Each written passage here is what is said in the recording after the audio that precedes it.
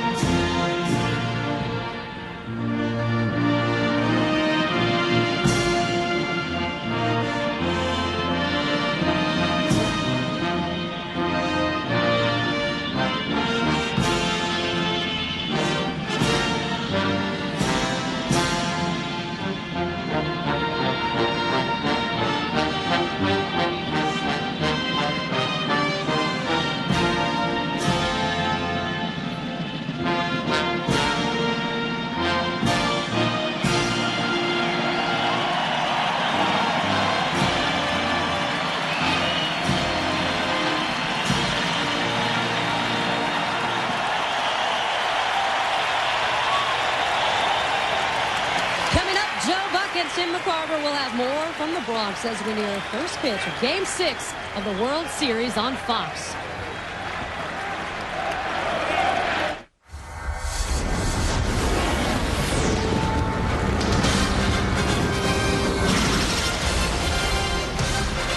Welcome to Game 6 of this 2003 World Series. The Florida Marlins, the New York Yankees. Florida up 3-2. And now welcome to the broadcast booth, everybody. I'm Joe Buck, Tim McCarver in just a second. Well, we're back where we started, right here at Yankee Stadium. The Marlins roll in after winning 2 of 3 at home. They're up 3-2. For the Yankees, they have the guy they want on the mound. The guy that they've had on the mound when they've been down in series this postseason, Andy Pettitte. On the other side, so much has been said and so much has been written about Jack McKeon's decision to go with Josh Beckett here in Game 6, and if necessary, also on 3 days rest, Carl Pavano in a Game 7 tomorrow night. Tim McCarver, I think the way we've talked about it, we talked about it in Game 5, there really was no decision here for Jack McKeon. We don't disagree with what he did at all. I mean, I think it's overrated in postseason to worry about 3 days rest. This way, by starting Beckett tonight, and if necessary, Pavano tomorrow night, the Marlins give themselves 2 chances to win 1 game. It makes all the sense in the world. On the other side of it, the Marlins feel they're better off with Dontrelle Willis in the bullpen. The only other choice was Mark Redmond, who has really struggled his last 2 starts. Well, around here, the Florida Marlins hope they celebrate after tonight's game. The Yankees hope they hear Frank Sinatra singing New York, New York. Right now, it's the chairman of the board singing Luck Be a Lady Tonight. They call you Lady Luck, and yet before this evening is over, you might give me the brush, you might refuse to stay, and so the best that I can do is pray. Luck be a lady tonight. Luck be a lady tonight.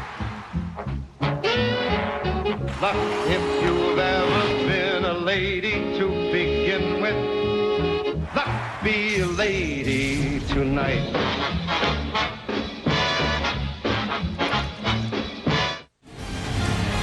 A little more electricity in the air tonight at Yankee Stadium as Andy Pettitte makes the start for the Yankees. Backed up, down 3-2. This could possibly be the last night in pinstripes for both Mel Stottlemyre, the pitching coach, And Andy Pettitte, the 31-year-old left-handed starter, who is 3-0 this postseason. The Yankees ask him for another win. Starting lineup for the Florida Marlins is brought to you by Citibank. Juan Pierre leads it off in center. Luis Castillo batting second. Ivan Rodriguez hitting third. Then it's Cabrera, Conine the DH, Lowell at third, Derek Lee at first, Juan Encarnacion, and the shortstop is Alex Gonzalez batting ninth. And we look at Andy Pettitte, who has been lights out, 3-0 this year after a Yankee loss in the postseason with an ERA of 1.21.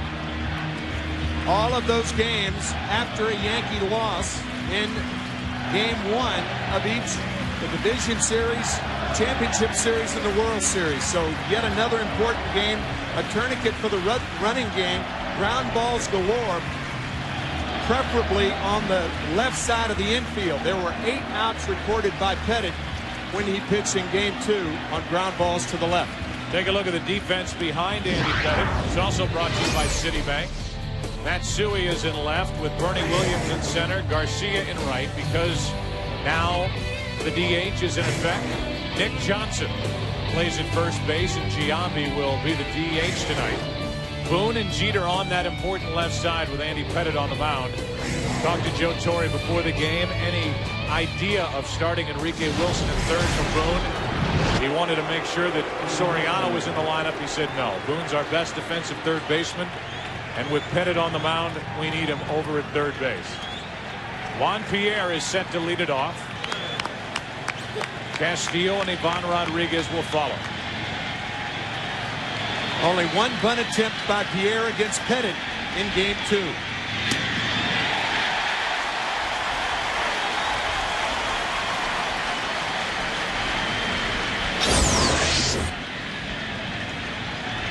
All the flash bulbs popping as we begin game 6. Pierre said it hit his jersey. The home plate umpire, Tim Welke, shaking his head no. Pettitte coming inside to Pierre, and it did hit the jersey. So instead of being at first base, it's called ball 1 inside. Back inside goes Pettitte. It's 2-1. If the pitch hits the jersey, any part of that uniform, it's considered being hit by the pitch. Right there, it takes a little swipe at the Marlins logo on the jersey of Pierre, who pops to short, 1 away.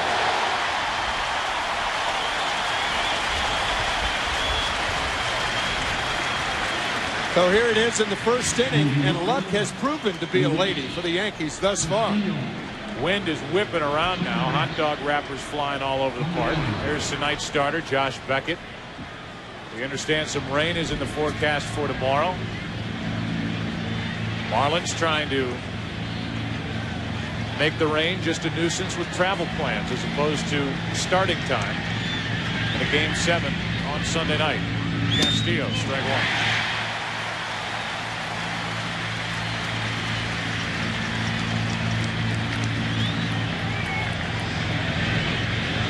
Only 3 hits in this World Series for Luis Castillo.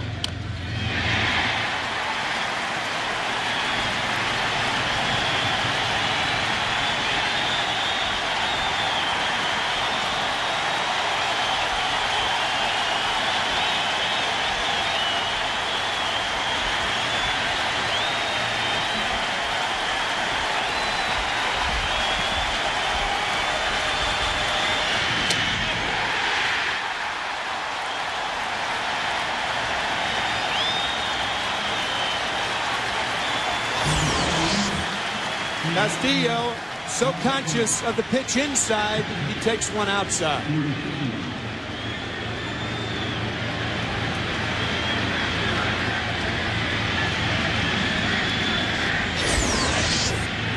Now Ivan Rodriguez.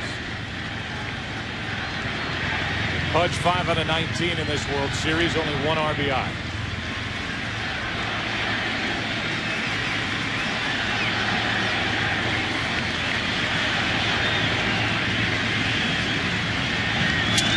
Into center field off the end of the bat, and a base hit.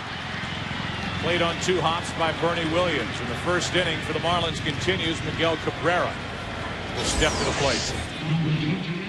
Posada setting up outside, and it was off the end of the bat. They have broken his bat. That's a little cut fastball that's thrown away by design. Most of Andy Pettitte's cut fastballs will be in on the hands of the right-handed batters, but occasionally he'll go away when he thinks that they're looking inside. Game 2 of this World Series, Andy Pettitte went 8 2/3 innings, allowed no earned runs, 1 run, 6 hits, a walk, and 7 strikeouts, and a 6-1 win.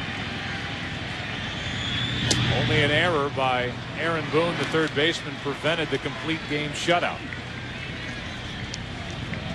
Ball 1 to Cabrera. The Marlins have really struggled with left-handed pitching in this postseason, hitting only .212 as a group against lefties.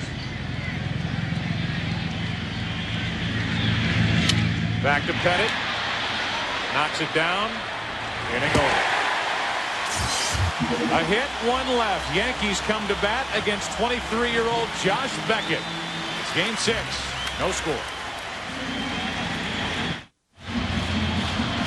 Josh Beckett has been phenomenal this postseason. He's back at it in game 6. The starting lineup for the Yankees brought to you by Citibank. Derek Jeter is leading off. Nick Johnson batting second.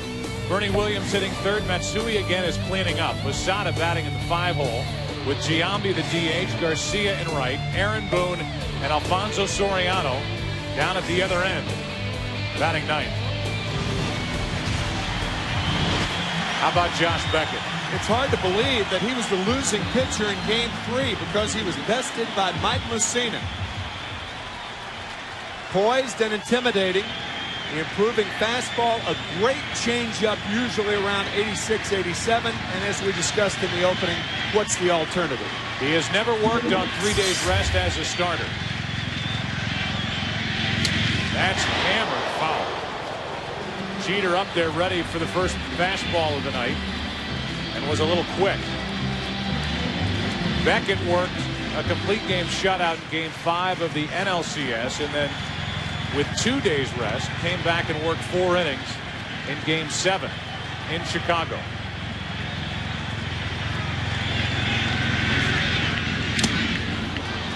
.95 miles per hour. It's 0-2. It's a smart pitch. Often when a guy gets good wood on the ball and pulls it foul, he's not looking for that pitch back in there. Beckett doubled up on Jeter. Opponents only hitting .138 against Josh Beckett in this postseason. Jeter, the only guy to reach Beckett with hits, as a breaking ball has him frozen, knees buckling, 1 out. What a pitch. 2 fastballs. Jeter doesn't agree, and he goes down watching. Yeah, this ball has a lot of the plate. So with 1 out, the defense for the Marlins brought to you by Citibank. Right up the middle, Castillo and Gonzalez, and Pierre out in center. Pierre is flanked by Cabrera and Encarnacion, and we talked about it in the first 2 games here. It's a lot to ask of a guy who hasn't played a lot of outfield. And Miguel Cabrera to work that big left field here at Yankee Stadium. A changeup and a swinging strike on Nick Johnson.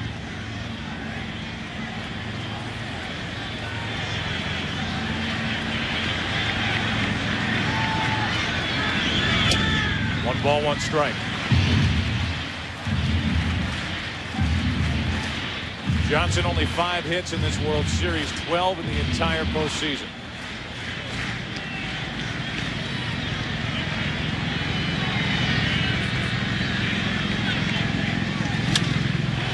In the air to right, did not get his arms extended, and then Encarnacion. 2 out.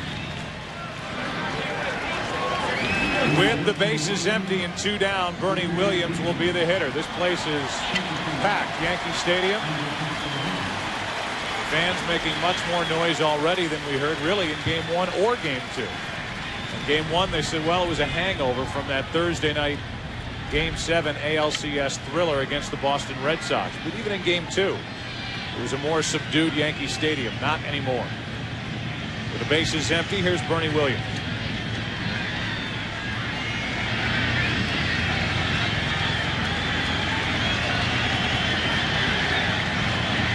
What a World Series Bernie Williams has had. Ball one.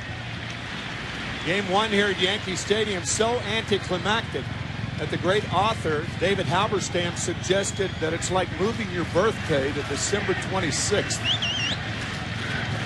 Well, it was Christmas around here when the Yankees beat the Red Sox in Game 7. A high strike, a high changeup, and the count's 1-1.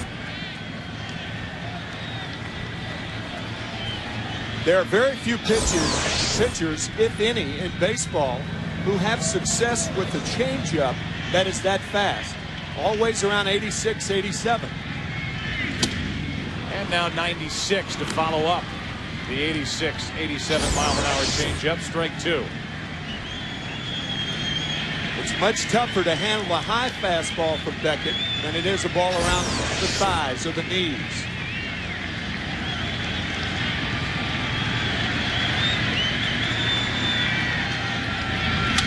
Into left center field.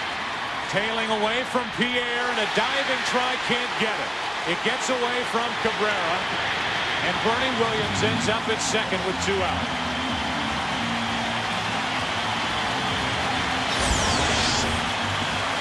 That ball tailing away from Bernie Williams and tailing away from Juan Pierre.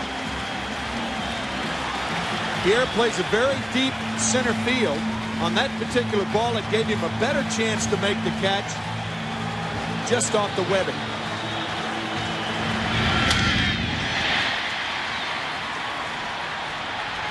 You never want to accuse a guy of timing a dive, but he got to a certain point. Pierre slowed down, then had to speed up. So either that ball moved on him at the end, or he thought he was going to get there and just did not. As Matsui takes a fastball for a strike. When a left-handed hitter hits the ball to left center field, it should be no surprise to a center fielder that the ball's going to tail away from him. You know what I think too, Joe? I think he took a little circular route to get to that ball instead of coming right straight across. The ball did have a lot of hang time. Matsui could put the Yankees out in front. Into right field, shattered bat, and Encarnacion ends the inning. So a 2-out double. Matsui lines out, and we've played 1 inning. In Game 6, Beckett, no signs of wear and tear through a scoreless first. No score after 1. Jeff Conine first up for the Florida Marlins here in the second inning, no score. And that is hit hard, but right at Matsui, 1 out. Tonight's Sprint Virtual Manager question: is it a disadvantage pitching with 3 days rest in the World Series? To answer the question, use your PCS Vision phone from Sprint or log on to foxsports.com. Joining us from down in the seats on a borrowed Sprint phone is John McEnroe. Hi, John. How you guys doing? It's been a great playoff. Incredible. It has been an unbelievable playoff, and now here we are in the World Series in Game 6. Yankees trying to force Game 7. I know you're a New Yorker through and through. First pitch is a strike to Lowell. You've got, well, first we'll ask you the question. Is it a disadvantage pitching with 3 days rest in the World Series? Do you think it's going to bother Beckett?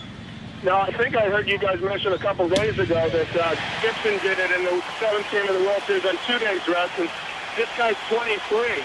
So I don't think it's the 3 days, but I think the pressure of being in Yankee Stadium is going to get to him. Matt, thanks. No balls, 2 strikes. And a breaking ball misses. You're right down there and can obviously yell at the umpire if you choose. You wouldn't do something like that, would you? No. You know me better than that. All right, good. John, now, the old days I got paid. I got fined. Now I get paid to do it. Here's a fly ball into right field, slicing into the corner. A fair ball off the wall. Well played by Garcia, but the throw is over Jeter. And it's a 1-out double. John McEnroe, thanks for your time tonight. Keep up the great work, you guys. Take care. Thanks, John. Well, the line judge down the right field line tonight is Ed Rapuano. And this is an easy call as Mike Lowell, who had 1 hit against Pettit in Game 2, doubles down the right field line.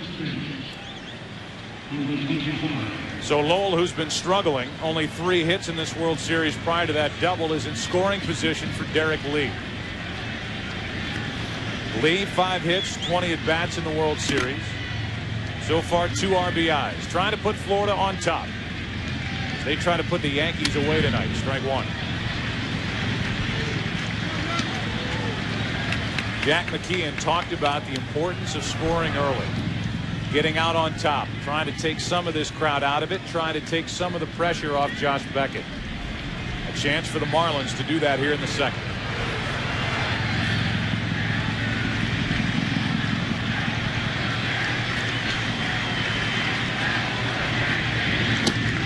Too far inside, a ball and a strike. Well, sometimes if you're the following hitter after a guy doubles on a pitch outside against a guy like Andy Pettitte, you can guess location the next time up. Pettitte has missed twice. I beg your pardon, once with that cut fastball inside. See if he goes back in there. See if Lee is looking for it. It's upstairs, throw down to second, and Lowell back.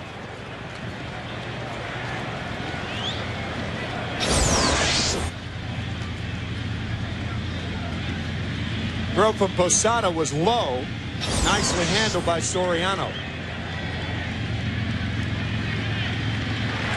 Talked about Rodriguez the entire October. Wherever you are on base, you have to be aware of Rodriguez behind the plate. Here's a 2-1 to Lee. Late swing, 2-2.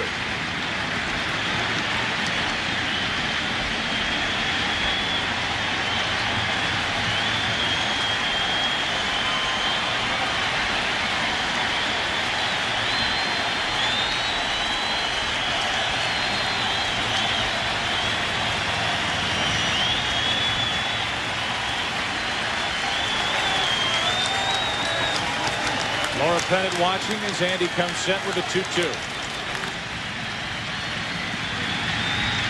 2 out.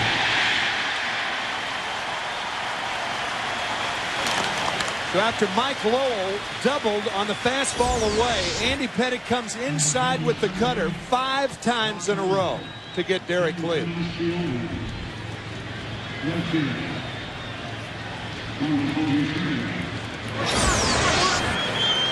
Now it's up to Encarnacion. A 2-out hit by Rodriguez in the first. Cabrera grounded out. A 1-out double by Lowell in the second, and Encarnacion has his chance to chip in. Breaking ball for a strike. A lot of players refer to that cut fastball as a poor man's slider. In this particular instance, it's a rich man's slider. Wealthier after this winter of negotiating.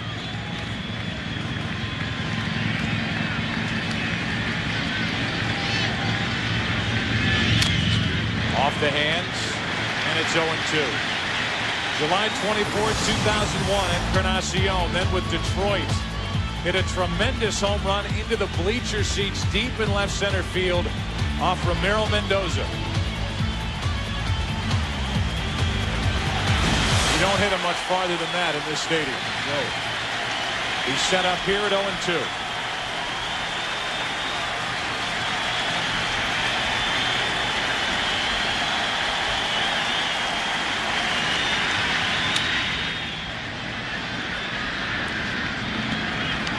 You could see Posada using his glove to tell Pettitte to look at him because that was a mistake, a high mistake out over the plate. Pettitte trying to come inside to Encarnacion. And if you miss with that pitch to this hitter, you must miss inside. He likes to extend his arms.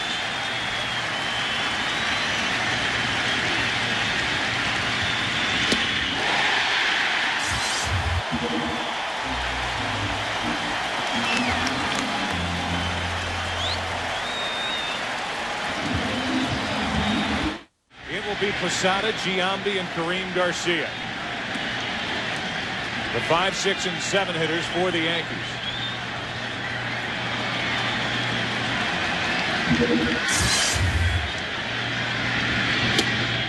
Going into Game 5, I think Jack McKeon had his mind made up that win or lose, Josh Beckett was going to start this Game 6. Yeah, he didn't make it public, but I agree with you.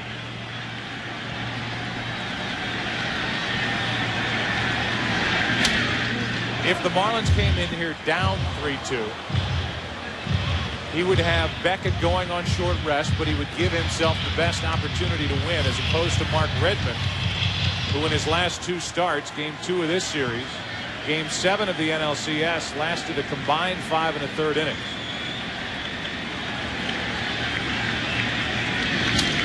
The only other option was Dontrelle Willis, and he is clearly the best left-handed option for Jack McKeon out of the Marlins bullpen against a team that's got good left-handed hitting. Yeah, as you stated correctly the other night, 2 days ago, when Dontrelle Willis came into Game 5, that sewed it up. Beckett starting Game 6. He misses high, 2 balls, 2 strikes. Everybody points to the last 5 postseasons when pitchers on 3 days rest are 6 and 20. But think about it, Josh Beckett hasn't been part of that. He also only threw 142 innings this season, out with a sprained pitching elbow for 2 months. He's 3-2 on Posada, leading off the second.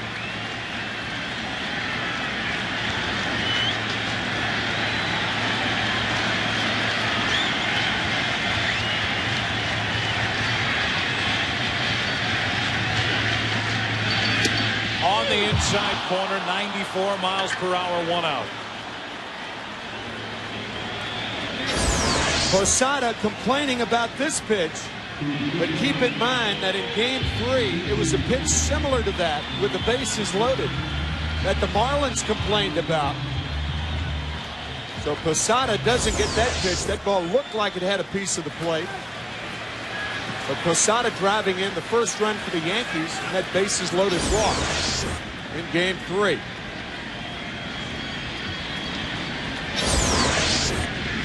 With 1 out, nobody on, Giambi takes the ball. The other aspect to it is up 3 games to 2. Jack McKeon says, why would we go in here and just give the Yankees Game 6? We want to have our 2 best options left to win 1 game at Yankee Stadium to win it all. Whether it happens in Game 6 or in Game 7. If there's a Game 7, Pavano will pitch against Mike Mussina, who was the mound opponent for Josh Beckett in Game 3. 2-0 the count on Giambi.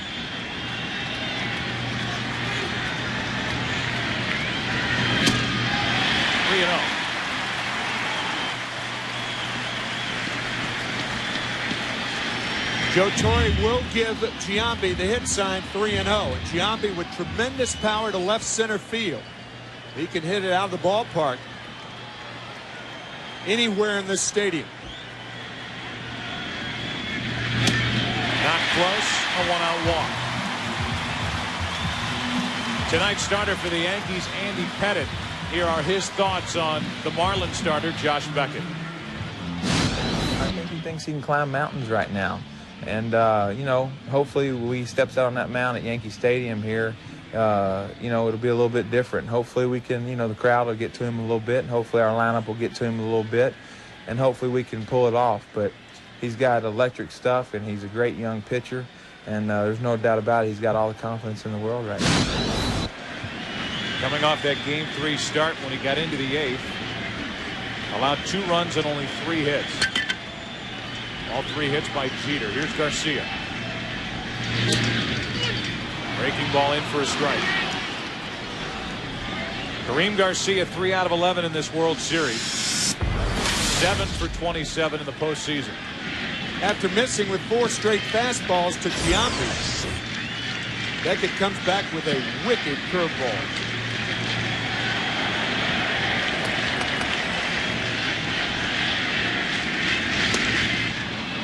It's 0-2. Often when a pitcher misses high with the fastball, going to the breaking ball makes him finish his windup or his stretch. And that's what Beckett has done the last 2 pitches to Garcia. With Ivan Rodriguez, a 31-year-old veteran catcher, calling for these pitches. The 0-2 delivery. Another one, and a ground ball to Castillo. Going to be tough. Out at second, and no chance on a relay. 2 out. 4-6 on the force out. Castillo knowing who's running. Giambi with the sore left knee. That's why he did not start Game 5. Throwing to the outside of the bag. Nicely done.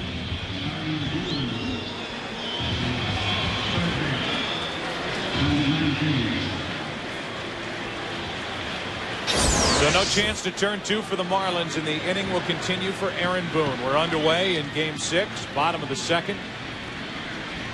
Yankees got a double in the first by Williams. Matsui lined out. A one-out walk to Giambi here in the second. He's forced out at second. And Josh Beckett pitching on 3 days rest.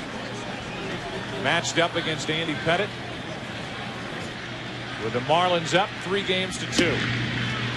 Boone has been doing a lot of that, swinging and missing. Strike one. At similar pitches, fastballs inside. Rodriguez sets up outside. But like Braden Looper did to Boone in an important at-bat in the 11th inning of Game 4.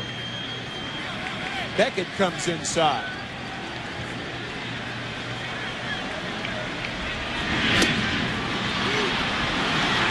It's 0-2.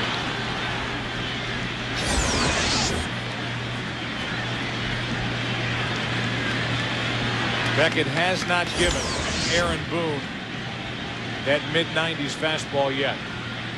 And he went 3 straight breaking balls with Garcia. Breaking ball stays high, 1 ball, 2 strikes. So you've got a fastball mid-90s, a changeup upper 80s, and a curveball that's 79, 80 miles per hour.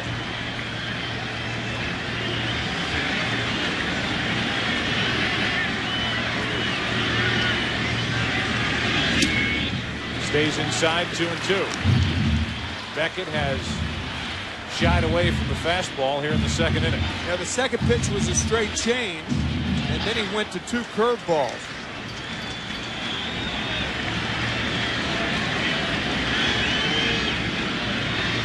Fastball away.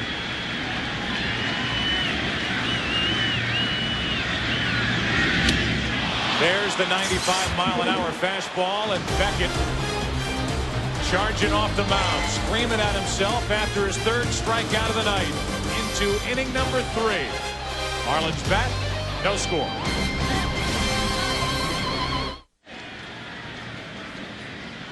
The number 9 man in the lineup for Florida is Alex Gonzalez. He's the shortstop, and he takes a ball low. It'll be Gonzalez, then Pierre, then Castillo. If anybody gets on, Ivan Rodriguez. The Marlins with a win here tonight win the World Series. The Yankees with a win here tonight force Game 7 tomorrow. 1 ball, 1 strike from Pettitte.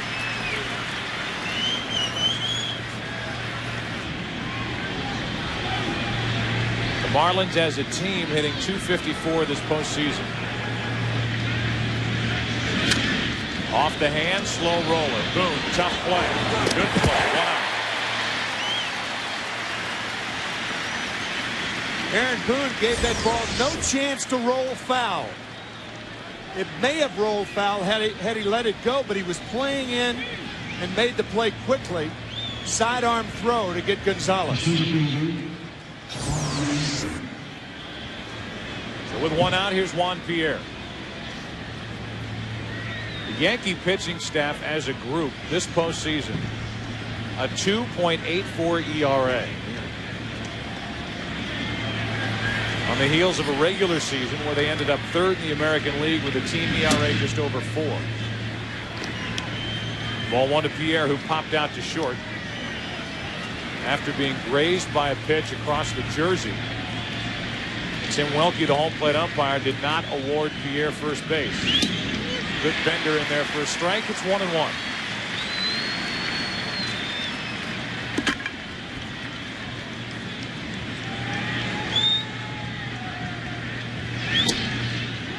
Two balls and a strike.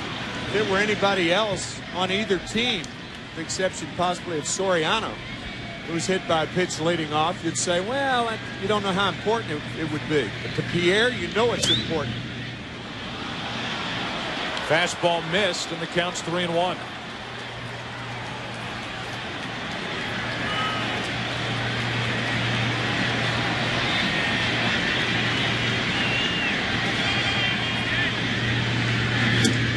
Full count.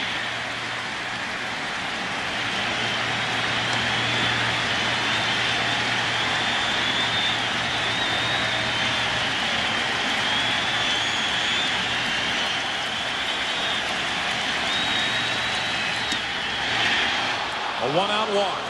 First walk handed out by Pettit tonight. What has Andy Pettit done? Well, he's become the stopper for Joe Torre and Mel Stottlemyre. You look at the numbers, 13-3 this season following a Yankee loss, 11 straight wins, and in his career, the Yankees trailing in a series, a 4-2 record and a terrific 2.17 ERA. 3-0 this postseason.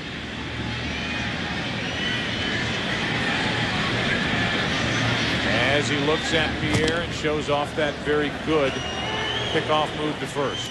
67 pickoffs since 1995, the most in the major leagues during that time.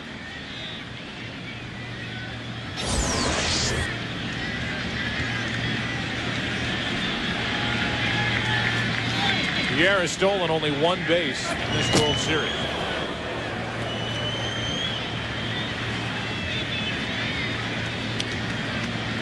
The top two guys all we talked about before game one and before game two, Castillo and Pierre, they have combined to go 2 out of 4 in stealing bases.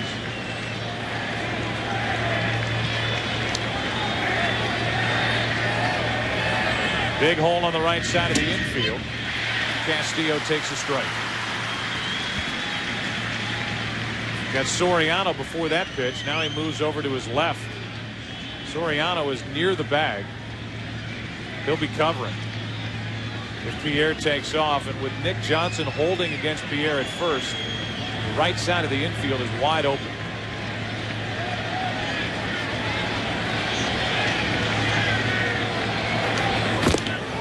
It always is with a right-handed hitter up there, but not to this degree. You can see how closely Soriano is at second base. The reason Soriano is covering if Pierre runs is that Pettit throws a lot of fastballs inside that are more apt to be pulled. If he kept the ball away from Castillo, perhaps Jeter would cover.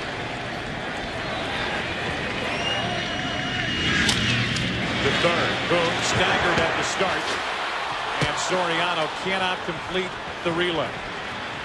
Don't know with Castillo's speed if Soriano would have been able to turn it, but it would have been close. Soriano could not find the handle. 2 out. Soriano really never had control of the ball.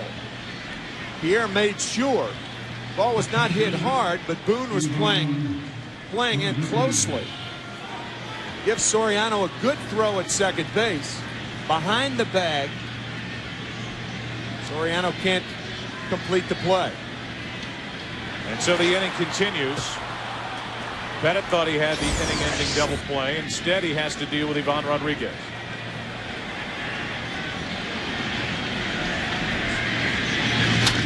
The opposite way into right field. Back is Garcia at the wall to end the inning. That short porch in right. Pettit and the Yankees breathe a sigh of relief. We go to the bottom of the third inning. Soriano, Jeter, Johnson coming up. No score. Alfonso Soriano was on the bench for game 5. Enrique Wilson took his spot. Soriano pinch hit that night, struck out. He's in the lineup, but batting in the number 9 position. And check swing foul into the seats. Soriano with 26 strikeouts this postseason. Been to the plate 68 times. And if that check swing doesn't indicate what kind of World Series Soriano is having, on the first pitch, a check swing. He is really in between. Waits on it, banks it into center. The leadoff man is on for the first time tonight. The best way to get out of that in-between swing is to get a high curveball, a hanger.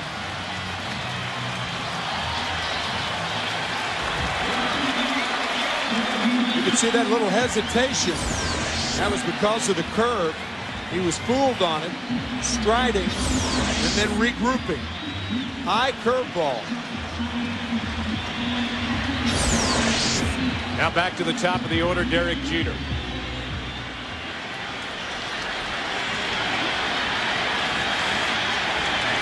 The Marlins tonight trying to become the first visiting team since the '81 Dodgers Game 6 of the World Series to clinch a postseason series at Yankee Stadium.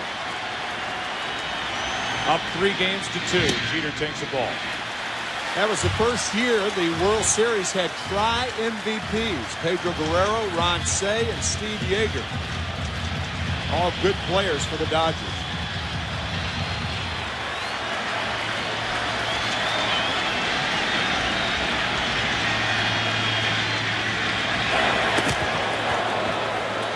Check on Soriano. He stole 35 bases during the regular season. He's 5 for 6 trying it in the postseason. Problem is he hasn't been on enough to do more damage on the bases. There's so many things that Joe Torre could do here. If you had a low ball pitcher, you'd be more inclined to put the hit and run on. But Beckett with a good high fastball, and it's a tough pitch to put the ball in play on the ground.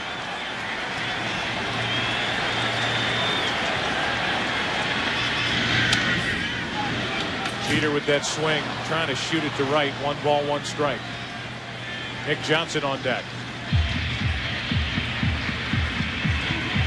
Joe Torre has been juggling his lineup night after night. And tonight, for 2003, the first look at Jeter in the top spot. Soriano batting 9th. Leading off this inning, Soriano a hit.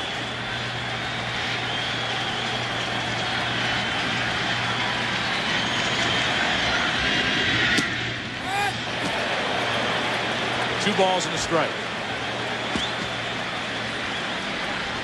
Marlins pitching out, thinking Soriano was going to run.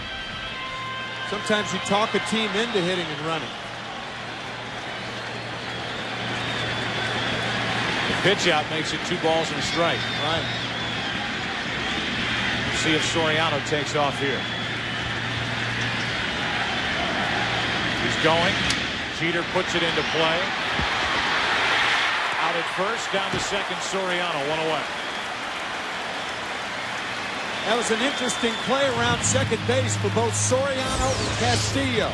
Soriano didn't know whether to keep going to try to get in front of the ball, get to second base in front of the ball, or wait for the ball to go through. That hesitation right there, but he's quick enough to make the slide. Castillo fakes the throw, wanted to go there, but realizes the sure route at first base.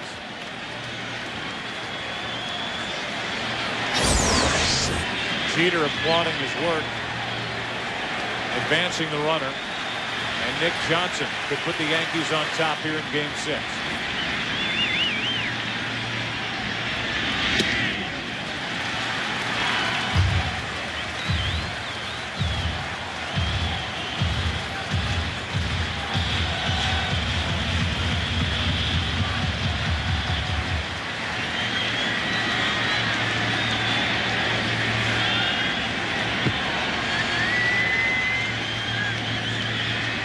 The 1-0. 2 balls, no strikes.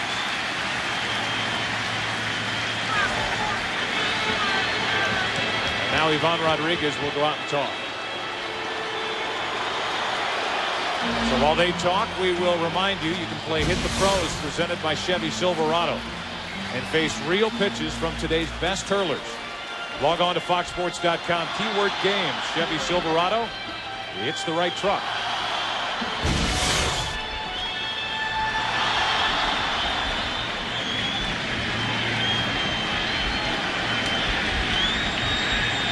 That has plagued the Yankees this entire series. 163 overall with runners in scoring position of the Yankees. It's 3-0.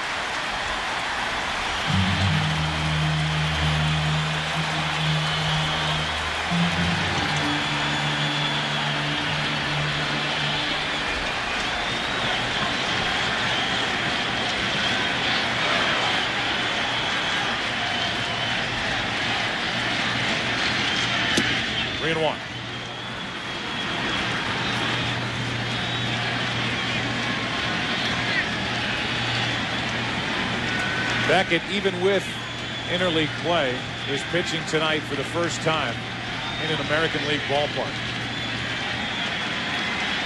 Of all places, Yankee Stadium, Game 6 of the World Series. 3-1 to Nick Johnson.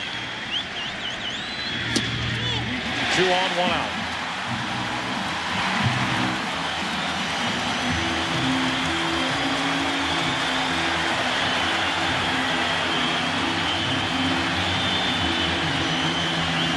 The Yankees love this situation. They have their hottest hitter up there with 2 men on.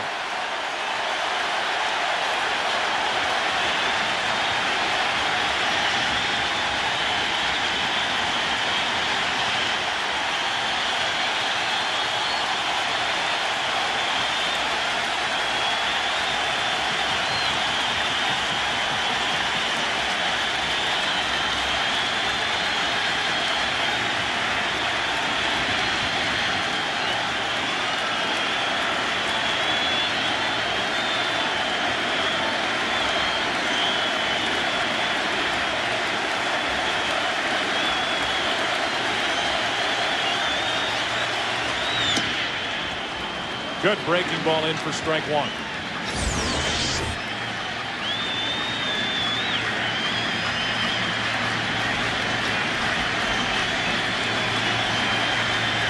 Using the seams for leverage.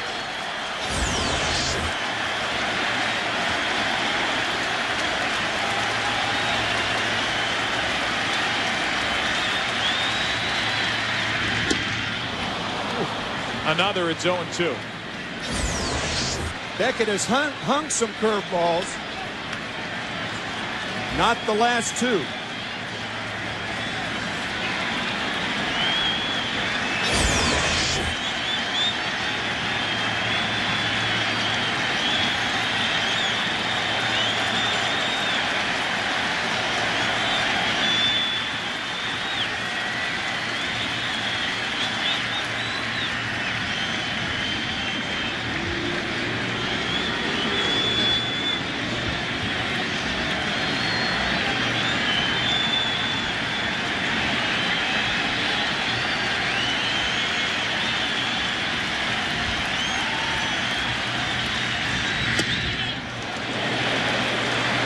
Williams checks his swing. 1 ball, 2 strikes.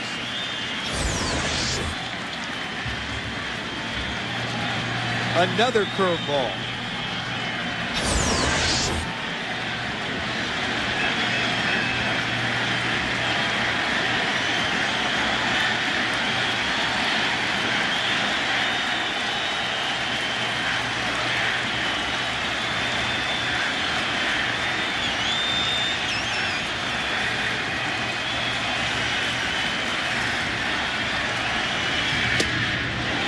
So the first fastball of the at-bat is 1 up and in to Bernie Williams.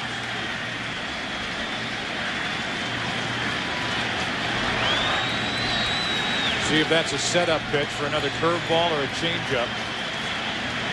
With a count 2-2.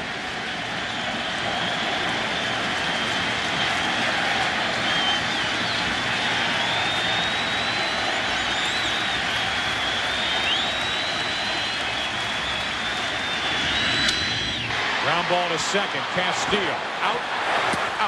Double play, and out of the inning is Josh Beckett. We go to the 4th inning of Game 6 here at Yankee Stadium. Yankees just missed their best chance of the night so far. Marlins up 3 games to 2. No score tonight. Beautiful night in New York. Cold here yesterday, but it warmed up in time for Game 6. Miguel Cabrera stands in. Conine and Lowell will follow him. No score. 4th inning. Andy Pettitte has allowed 2 hits. Struck out 3. Deals ball 1.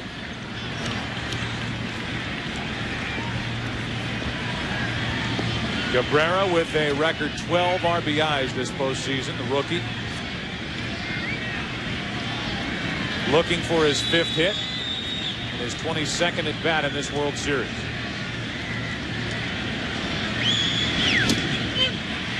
One ball, 1 strike.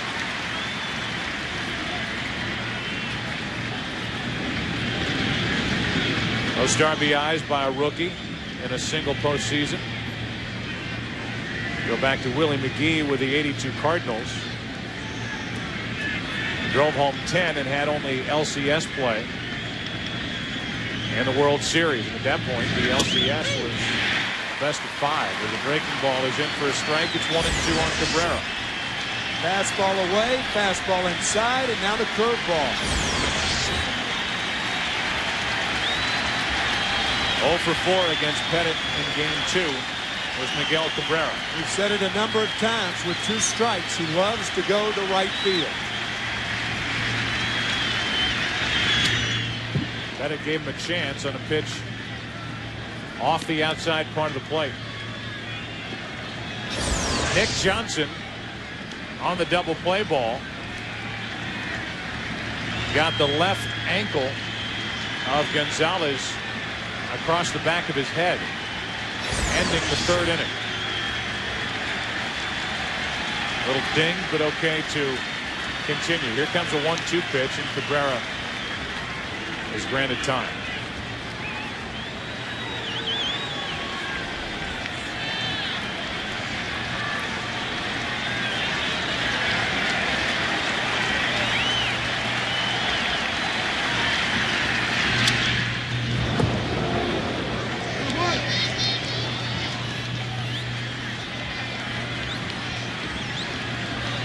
At Yankee Stadium, when you add extra umpires, 2 extra umpires for the postseason, the guys down the line are, what, 40 feet behind the first and third base umpires? John McEnroe said they're line judges. Here's a 1-2 pitch. In the dirt, 2-2. It's Tim Welke behind the plate tonight, and if this series should go 7, Randy Marsh, who was behind the plate in Game 1, his turn in the rotation comes up again.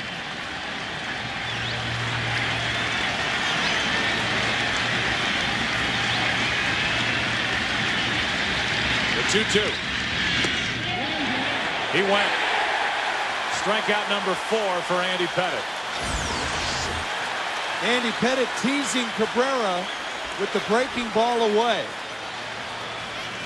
And Miguel bites.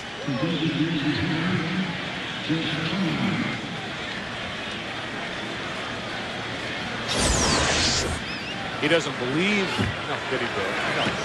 But according to the first base umpire, Randy Marsh, he went too far. Here's Conine. Lined out to left. His first time up, takes the ball. Talked about it every stop during the postseason for Andy Pettit. You referenced it earlier about the free agent to be. A guy who a few years ago was on the trading block. George Steinbrenner was the guy who put him there, and the baseball people with the organization had to basically talk Steinbrenner out of pulling the trigger on a deal to ship Pettit out of New York. He was struggling at the time. He isn't now. 1-1 pitch. A little too far inside, ball 2. Coming off a season in which he won 28 games and lost only 8 times.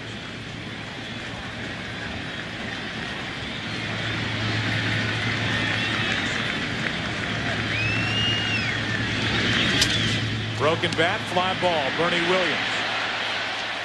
2 out. We showed you Nick Johnson getting kicked in the head by Alex Gonzalez last half inning. First base coach Lee Mazzilli is wearing a microphone. Went out to check on Nick Johnson. Stay down, Nick. Stay down, Nick. Stay down, buddy. Stay down. What happened? Stay down. Stay down. No? Huh? Yeah. Where'd you get hit? Yeah. Huh? Where'd you get it? Your head? You got hit in the head. Oh, you got hit in the head? You got hit in the head. You got hit in the head. Got hit in the head. Got hit in the head. Watch Nick get hit in the head. Hit in the head. Strike 1 is into Mike Lowell. Lee Mazzilli, who just... Here's a ground ball in the hole. Jeter. The leap, the throw, what a play. Why was Mike Lowell not running here? Wasn't even close at first. Jeter got to it. And like we've seen him do so many times, turning as he jumps up. And the inning is over. No score.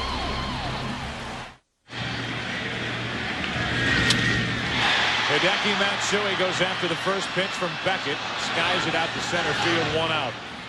That's the way the bottom of the 4th inning begins, and we go back to how the top of the 4th inning ended. I think what happens sometimes when you get that fastball inside, it kind of stuns you for a second.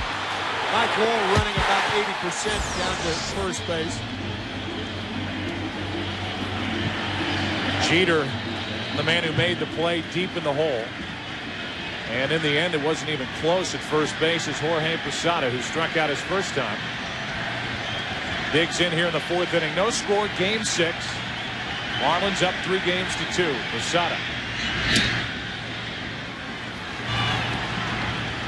We haven't seen a ton of Josh Beckett fastballs here tonight. He's picked his spots. Not the overpowering fastball that we saw in game 3. And we won't see one here. Curveball in for a strike. It's 0-2.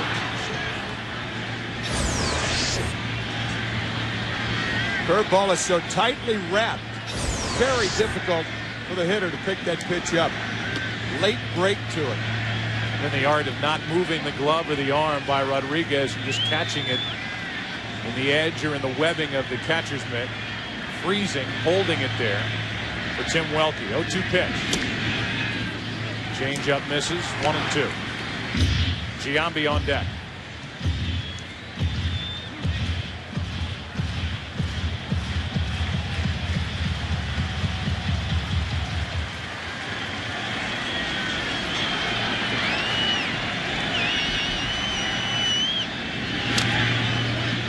Still 1-2. I looked down at our trivia question tonight and realized that we already discussed the topic, and I've already said the answer to tonight's trivia question. There you have.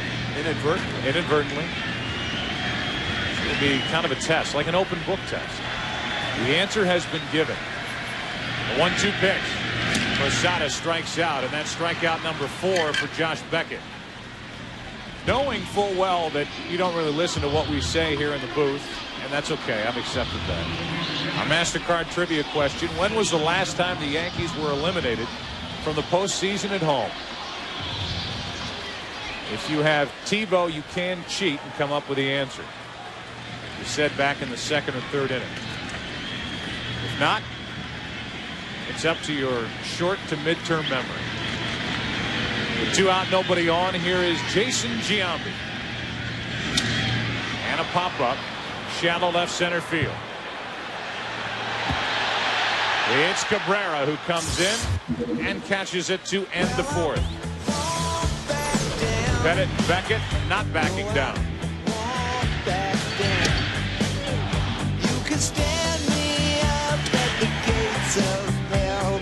Back after this from your local Fox station.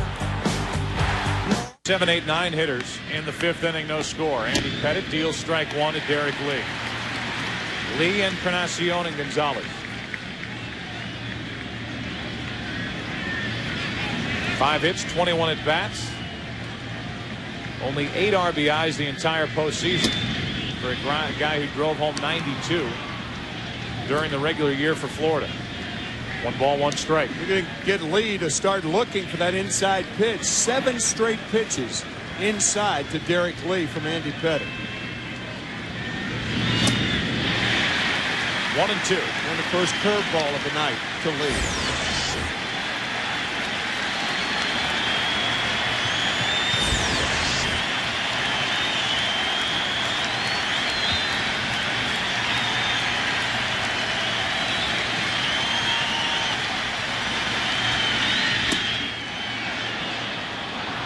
Going around the plate, dropping low, 2 balls, 2 strikes.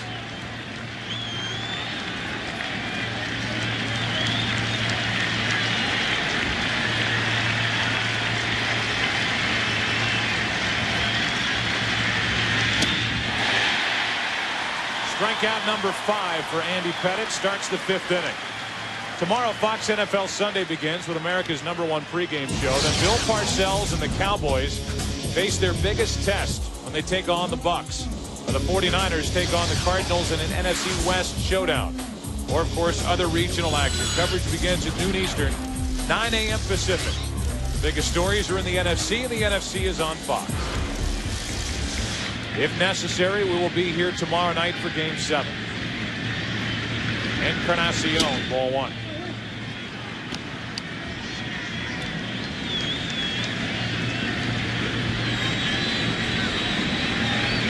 Struck out his first time.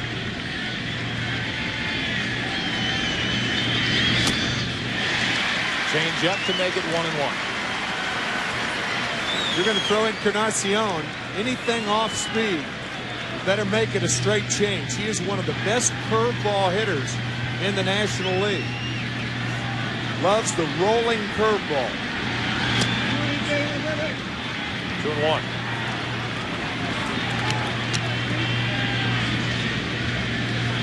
Going toe-to-toe. Josh Beckett and Andy Pettit. Beckett 23, Pettit 31. Left side, Boone. 2 out. Boone, who has struggled defensively this postseason and in this World Series in particular, has made 2 very good plays tonight. Good footwork for the second out. Johnson there to dig out the throw. 2 out. And Gonzalez, who was the hero in Game 4 with that 12th inning home run off Jeff Weaver, which gave the talk shows in New York plenty to talk about the next day. Digs in. Strike 1. Weaver getting the call that night, pitching a perfect 11th. And then made a pitch on 3-2 that Gonzalez just got up and just got out. Andy Pettit has retired 7 straight. That string ends as Gonzalez is on with a 2-out single. Were you paying attention? It's okay for one. MasterCard trivia question. The last time the Yankees were eliminated from the postseason at home. 1981. Game 6. World Series with the Dodgers. Tim gave us an interesting tidbit about that series right at the end of that discussion back a couple of innings. Try MVP. That's right. Now I remember that. Guerrero, Yeager, and Ron Say. Gonzalez draws a throw. Alex Gonzalez has not stolen a base all season. With that pickoff look and move by Andy Pettit, you wouldn't figure it would come here. But if there is a time to run with a guy who's not a power man at the plate, it would be here. Breaking ball in for a strike. The one thing we have not seen Pierre do in the World Series is what he does often against National League pitchers. Fake a bunt and then drive it past the third baseman who's drawn in.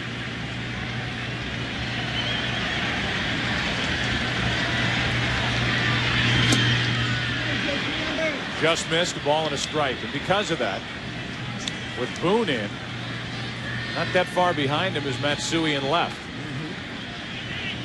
Matsui now waving to the dugout, trying to get them to tell him one way or the other. Lee Mazzilli moving the outfielders around. Started to talk about Mazzilli last inning when Lowell grounded out. He will interview for the Baltimore Orioles managerial position at the end of this World Series on a list that includes Eddie Murray.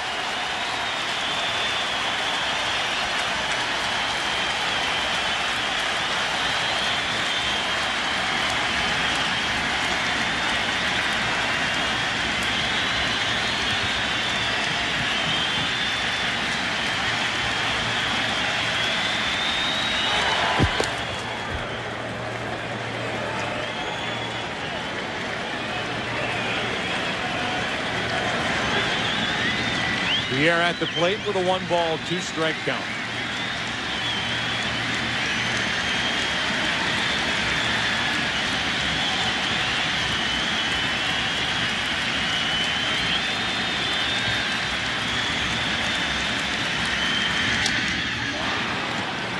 just spoiled. Juan Pierre struck out his first at bat of this postseason. Did that against San Francisco. And since then has struck out only one time. Incredible ability to put the bat on the ball. He struck out only 35 times all year while walking 55 times.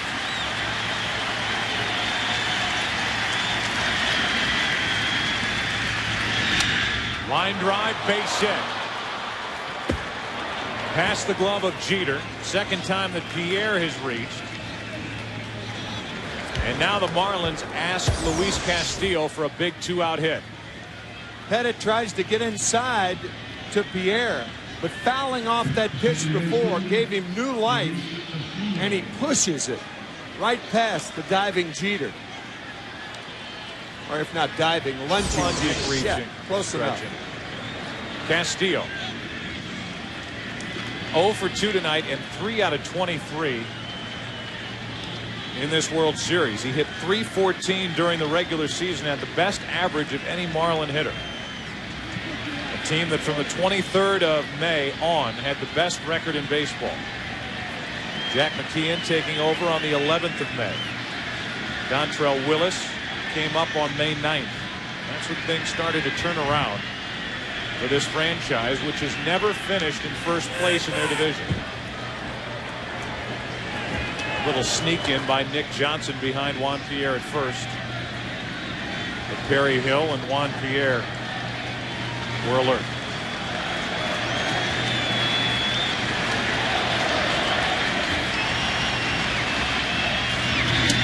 Strike one.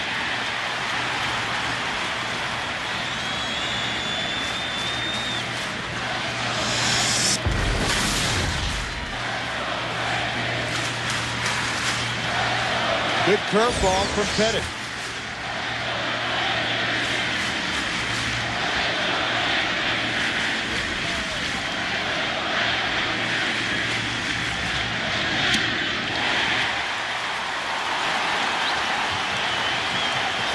That's what the curve does. It opens up that lane right in here. Good cutter from Pettit.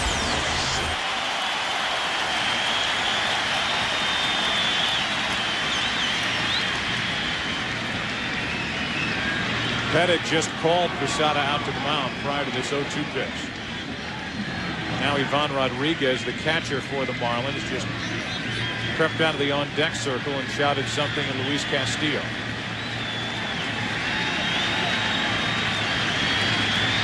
And Castillo loses his necklace.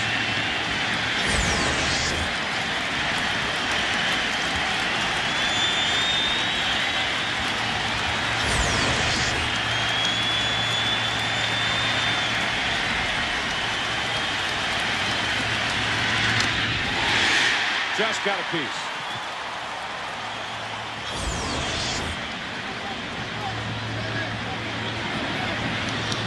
Got a piece of the ball and himself. Foul ball hit him on the right foot.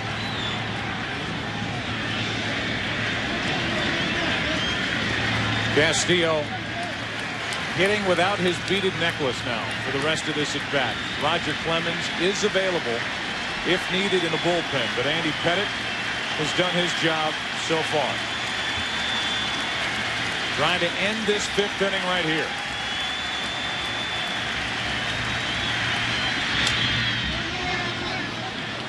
Again, in on or under the hands of Castillo, who just got a piece.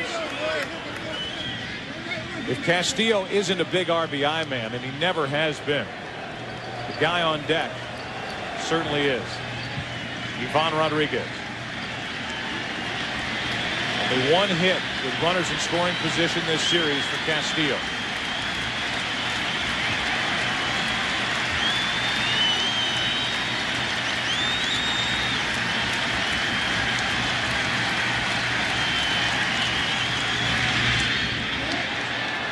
Ball one.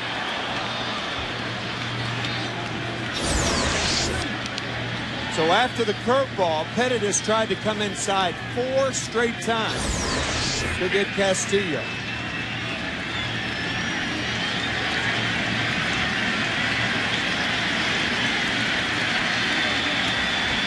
Castillo, who Jack McKeon has had to single out after games to try to keep him pumped up.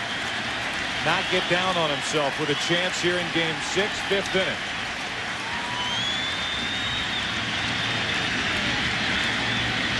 Telling us nobody takes failure harder on this team than Castillo.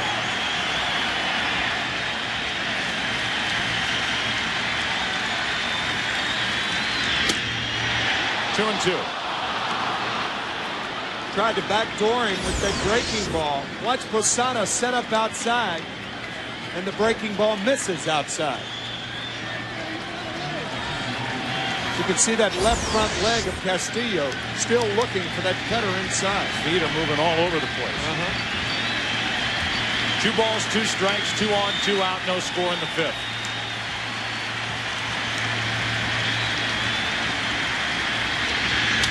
Line drives, a base hit into right. The throw home by Garcia to the plate. Safe, touching the plate and putting the Marlins on top is Gonzalez. 1-0 Florida here in the 5th inning. What a terrific slide by Gonzalez to the outside edge of the plate. But if you're blocking the plates, you don't have this problem. Posada's out in front of the plate on the throw. The throw is right on the money. And more major league catchers are doing this, staying outside and trying to reach back, even though in fairness, that ball was to the first base side of home plate. But a great slide by Gonzalez. If you have your left leg over the plate, then it makes it very difficult. The base runner has to slide inside, but you leave that whole plate exposed, and that allows him to do what he did. Fine slide as the Marlins take the lead. Posada has to reach back just a bit, but if you're on the plate, this doesn't happen. Right there. What a slide by Gonzalez. And now with a throw home, Pierre goes to third. Castillo's at second, 2 outs. And the decision as Pettit has fallen behind Ivan Rodriguez. He has been so clutch the entire postseason for the Marlins. Trying to add to a 1-0 5th inning lead. The rookie Cabrera's on deck. And there's no doubt that that vacancy at first base is part of the topic of conversation between Stottlemyre and Pettit. Might add on that play at home plate, that is the toughest play for a catcher, to block the plate. The reason is you don't know where the runner is. You're trying to pick the ball up from right field. You don't know where the runner is, but if he's back on the plate instead of in front of the plate, he's got a better chance to ward him off. A 2-out hit by Gonzalez. Pierre fought for a hit, and Luis Castillo puts the Marlins on top here in the 5th inning.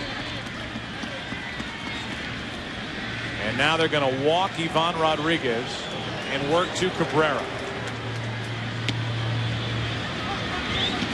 So an intentional pass here in the 5th inning.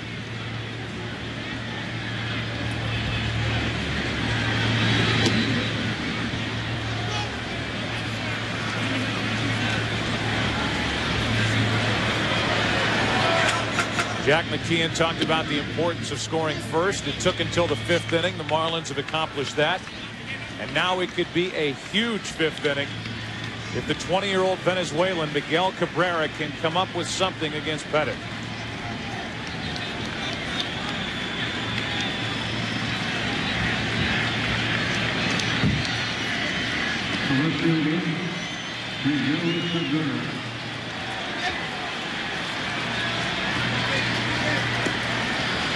Three singles, now a walk, and here's Cabrera. It was 0 for 6 in this series against Andy Pettit.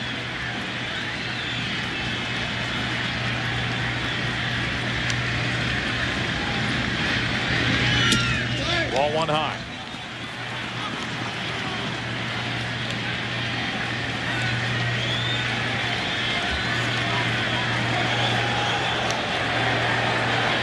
Great speed on the bases for Florida.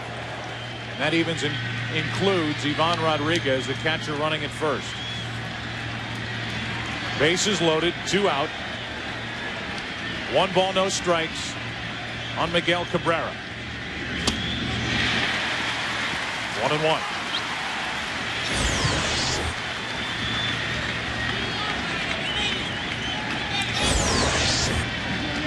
Jack McKeon will tell you when Cabrera's at the plate, things happen. He doesn't always get a hit, but he hits it to the right spot. Mistakes are made. That's why he inserted him in the cleanup spot in this lineup after the postseason began. Up with a golden opportunity here and set up at a ball and 2 strikes. Pettit trying to wear him out inside.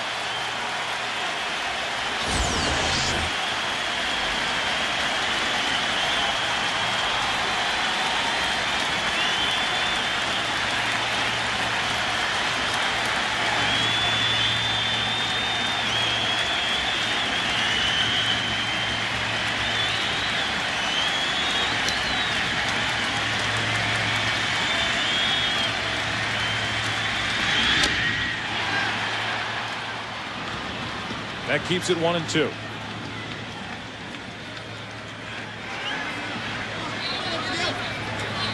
Cabrera's knocked home 12 runs in this postseason, a rookie record that we showed you earlier.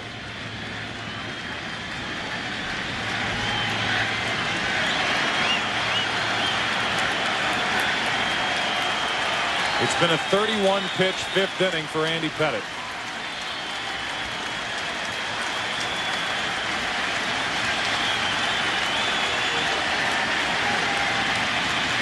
What will pitch number 32 bring here in the 5th?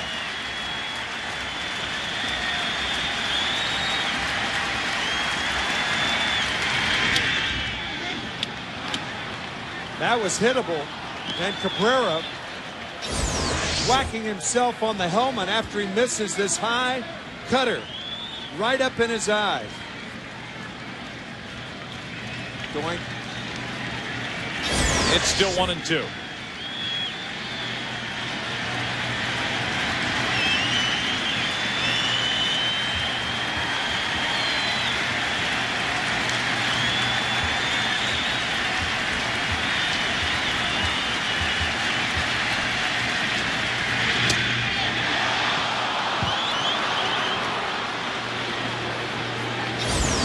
So far, this looks like the Castillo at bat. Posada and Pettit going inside, inside, inside. And then when they went away, Castillo poked it to right for a base hit.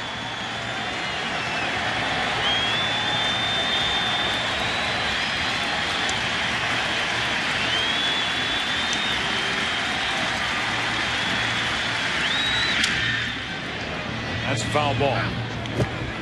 So this has been, win or lose in this at bat, a terrific effort by both Pettit and Cabrera. The 20-year-old Miguel Cabrera just shows you time after time that he is wise and mature beyond his years.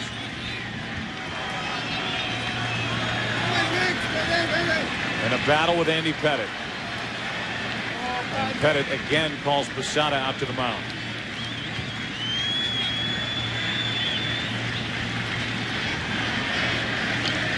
Florida Marlins, their first year, 1993. Won a world championship in 1997. Losing records every year until 2003. They lead in the series. They lead here in Game 6.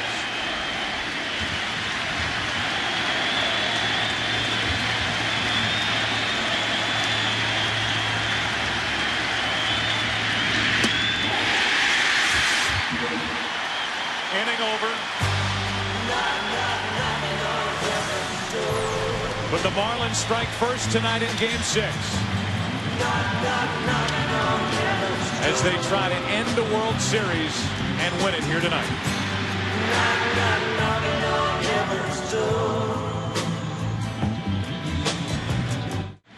It is the bottom of the 5th inning. It is Kareem Garcia, the number 7 hitter. Aaron Boone and Alfonso Soriano will follow.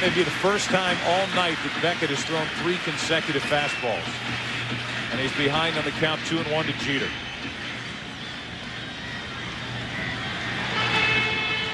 That's Wayne Rosenthal, the pitching coach for Jack McKeon.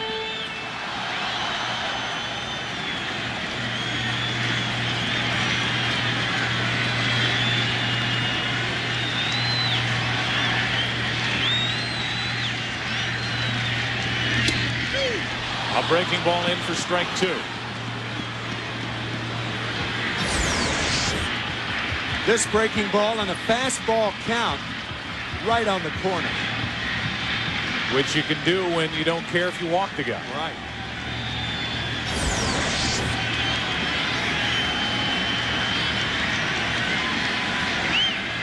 Derek Jeter, a very good 2-strike hitter.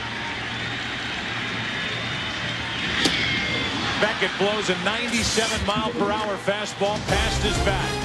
The 23-year-old Josh Beckett, 3 days rest, carries a 1-0 lead into the 6th inning of Game 6. Marlins trying to win it tonight. Well, how is this one going to end? Night after night during the month of October, we have had late inning thrills. We're into the 6th inning now, and the first pitch hit by Conine to Jeter, who throws it into the dirt. First couldn't get it out of his glove, and then threw it short hopping Johnson. And on at first, on what should be an error on Derek Jeter, is Jeff Conine. Like a pinball machine, bouncing around in there, and now a low throw. Credit Conine running hard from the get-go. But Jeter looking up, and that ball squirts out of his glove, and by the time he makes the throw, it's low. And an error on Derek Jeter. Errors in October are rare for Jeter, and in the World Series even more so. His first in his last 27 World Series games. A check on Conine at first. Talked about the defense for this Florida Marlins team, in particular on the infield. For the Yankees, they were 11th in the American League in fielding percentage during the regular season. Lowell takes a pitch in the dirt. Committed 114 errors as a team. And that error by Jeter is the 13th for the Yankees in October. Marlins have committed 7.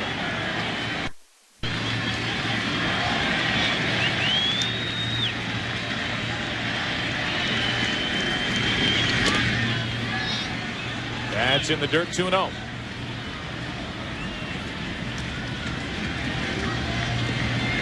So now Andy Pettitte, who got out of that 5th inning by striking out Miguel Cabrera with the bases loaded after the run scored on the hit by Castillo, has to try and pitch around a leadoff error here in the 6th. Dangerous situation to Mike Lowell here. He's a good inside hitter.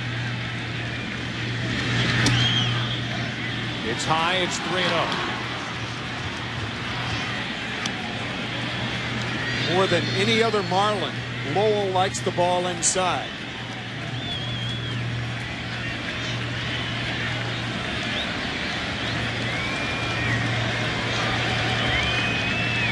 What's he doing on 3-0? Taking ball 4, and the first 2 are on. An error, a walk, and that's the 3rd walk handed out by Pettitte tonight.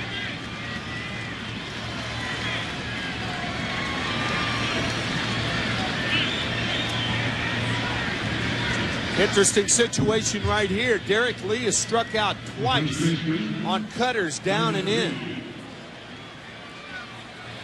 We'll see if the Marlins want to move the runners up. If you do, Encarnacion will probably be walked for Gonzalez, who singled his last time up.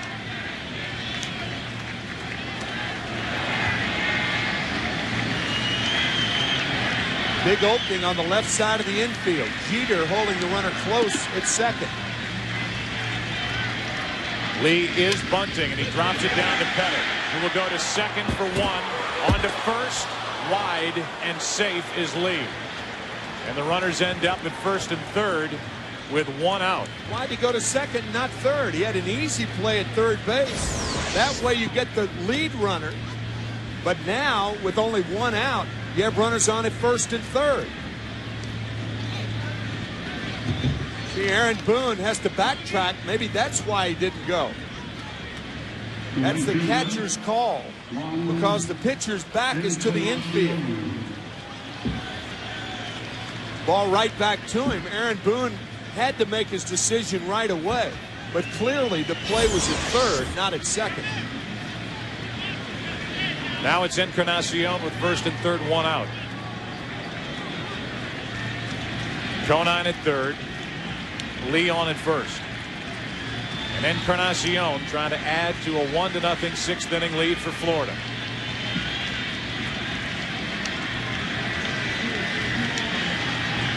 Oh for 2 tonight is Encarnacion.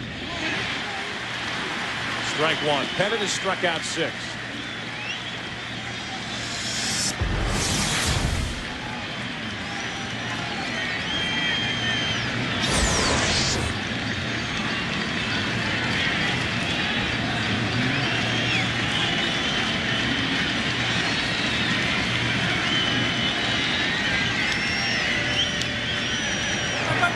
Check on Lee, who almost was caught by Andy Pettit wandering. You could hear Perry Lee, or I beg your pardon, Perry Hill, the first base coach, saying, back, back, back.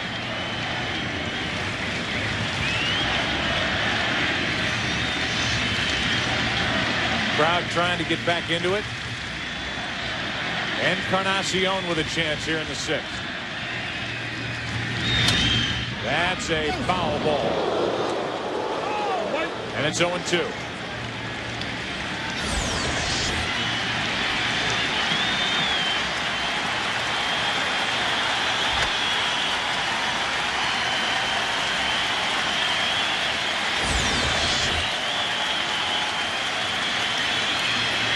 The crowd standing, hoping for Pettit's 7th strikeout of the night.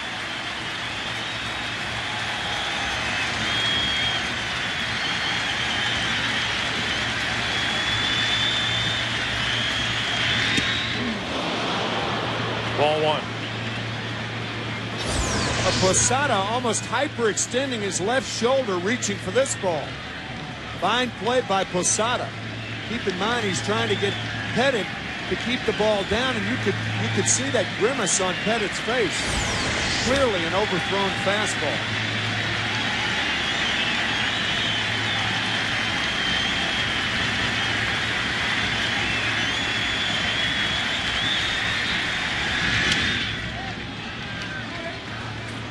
Right below the booth, still 1-2. Last inning, when the Marlins got the first run and only run of the night, they fouled away 7 pitches with 2 outs and 2 strikes. That hitting approach, Castillo finally broke through with a base hit through the right side. Now Encarnacion battling Pettit.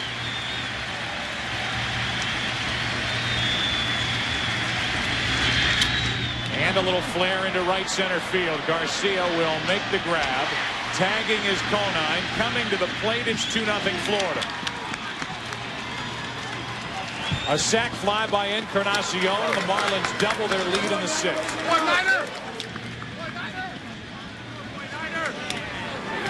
The error comes around to haunt the Yankees. An error by Jeter to start this inning on a ground ball by Conine. That looked like a changeup to Encarnacion that he lifted into right center field. Garcia's throw is late. Sometimes a third baseman will try to get in the way of the guy tagging at third base. He'll get in line with the outfielder throwing the ball to try to confuse him, to throw his timing off. That's as routine as in baseball as double plays. That appeared what Boone was trying to do there, but no chance to get Conine. Now it's Alex Gonzalez who singled and scored the run back in the 5th inning. A 2-out rally.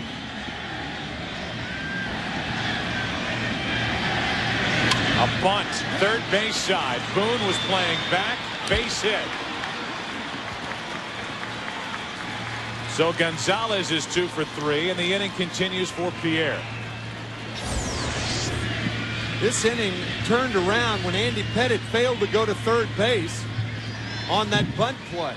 Had he done that, and it's not a sacrifice fly, the runner's on at first and third, and then of course you still have to cope with the Gonzalez bunt. But this inning could have been turned around, and the Marlins perhaps wouldn't have been able to score had Pettitte gone to third with that bunt instead of second.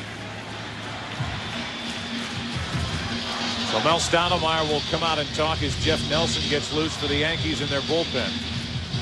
Last inning, a 2-out rally, a hit by Gonzalez. Pierre, a line drive hit up the middle. Castillo, a battle and a base hit through the right side.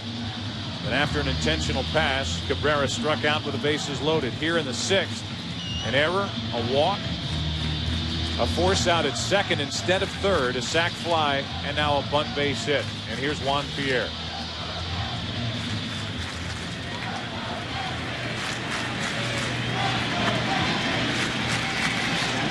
Pierre has driven in 3 runs in this World Series. Lee, the lead runner at second. Gonzalez on at first, 2 out.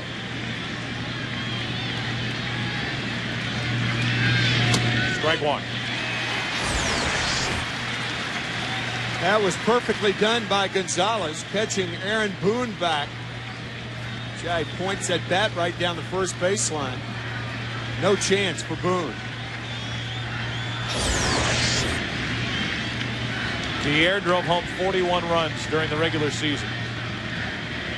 Has 7 in the postseason. That's off the plate and foul for strike 2.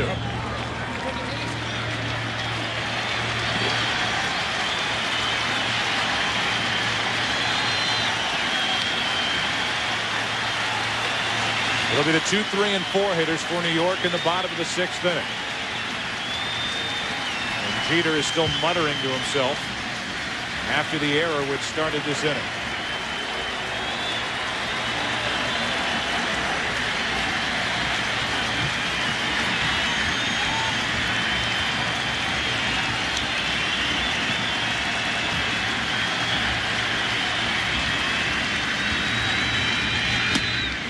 A strikeout of Juan Pierre.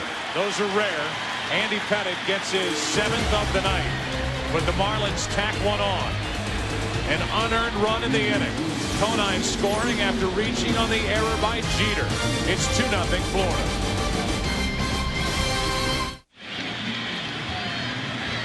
All eyes are on 23-year-old Josh Beckett, pitching for the first time ever on 3 days rest. Worked on 2 days rest in Game 7 of the NLCS and pitched 4 big innings for the Marlins at Wrigley. First pitch is a strike to Nick Johnson. Cast members of That 70s Show: Mila Kunis, Danny Masterson, Wilmer Valderrama. That 70s Show premieres Wednesday night, 8 Eastern, 7 Central, right here on Fox. The 0-1 pitch. Johnson hits it in the air to right center field. Encarnacion hauls in out number 1.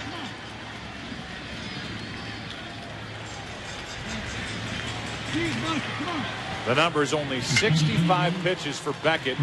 As he works in the 6th inning, he's allowed just 3 hits. Arguably the biggest pitch he made was when Bernie Williams was last up. Runners on at first and second. Scoreless game at the time. And with 1 out, Bernie Williams grounded into a 4-6-3 double play.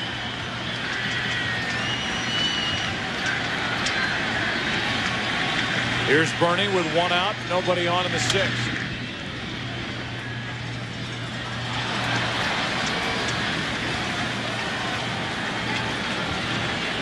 Matsui on deck.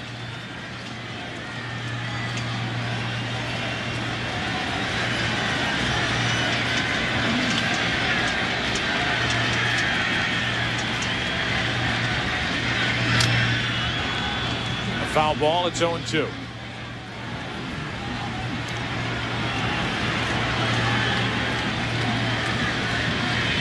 The The last 26 and a half innings, the Yankees have been ahead an inning and a half.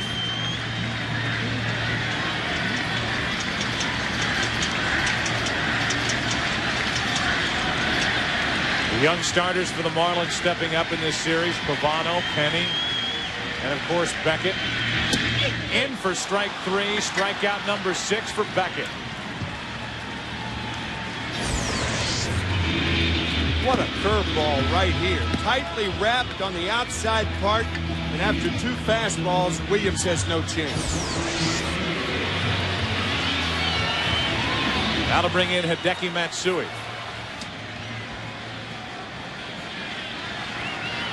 The score is only 2-0 Florida, but it doesn't feel that close because of the pitching of Beckett.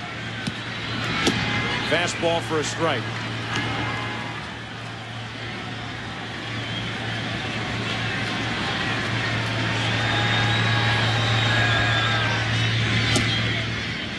Outside, 1 ball, 1 strike. In 1999, the Yankees were in the middle year of winning 3 consecutive World Championships. In 1999, Josh Beckett, the man on the mound, was graduating high school.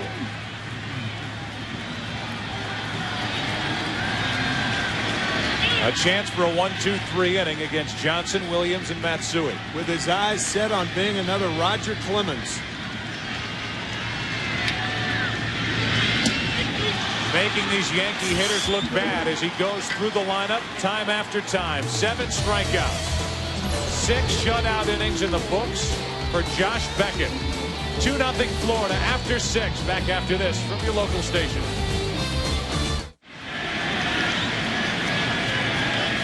Andy Pettitte back to work, 7th inning. First pitch. Castillo, who drove home the first run of the night, takes high for ball 1. Castillo fell behind with 2 on and 2 out in the 5th inning. Down in the count, 0-2, battled and got the base hit through the right side. He takes low, it's 2-0. Andy Pettitte could not pitch around an error to start the inning last inning. And with Rodriguez and Cabrera to follow, here comes a 2-0 pitch to Luis Castillo. Marlins up, 2-0. That's a strike, 2-1.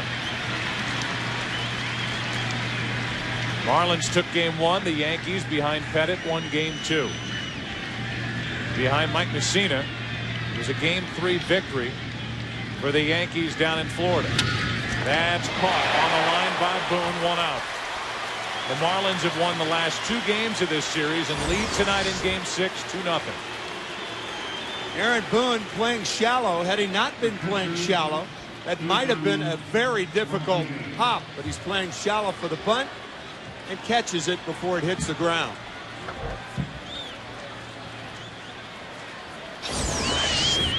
So the leadoff man retired, and Ivan Rodriguez steps in.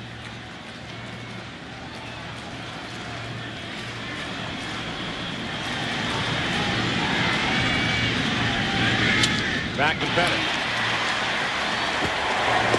2 out.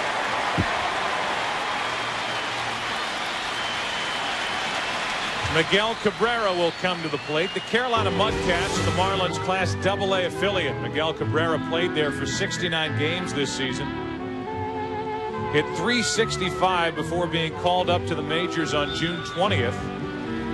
And in his first game with the Marlins in the big league club, won a game in the 11th inning with a home run. Just a glimpse of what was to come for a guy who's driven in 12 runs this postseason. Takes it back to a breaking ball for a strike. That was a walk-off home run on June 20th. Only the 3rd major leaguer to do it in his debut. Pretty nice debut. He's hit 4 home runs this postseason. 1 big home run against Roger Clemens in this World Series. Lined into right, and the top of the 7th inning is history. The Yankees will have Posada, Giambi, and Garcia coming up to get something done against Beckett. Facing elimination here tonight is Mariano Rivera. Gets loose here in the bottom of the 7th. 2-0 Florida. Up 3 games to 2 in this World Series. Posada 1 ball, 1 strike from Beckett.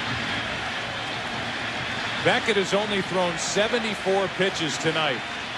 Working on 3 days rest. The inability of the Yankees to make Beckett go deep into counts. Posada lashes one fair into left field. He will round first, head for second, and make it with a leadoff double.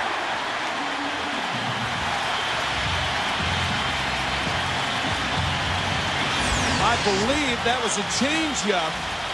Watch how Posada slows the bat down and goes the other way. It was a changeup.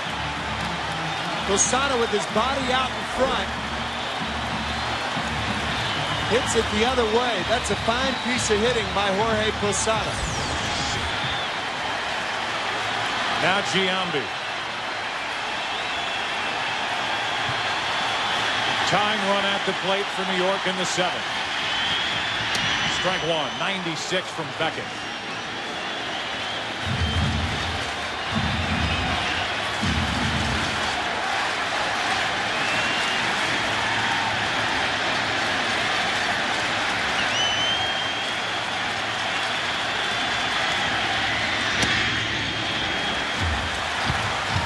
One ball, 1 strike.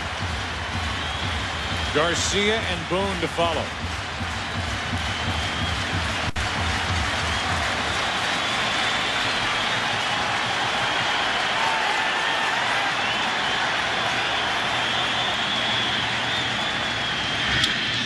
Pretty good rip by Giambi. It's 1-2. Coming into this game, there were no restrictions on Beckett. No magical pitch counts. Jack McKeon saying if Beckett was effective, he can go all 9.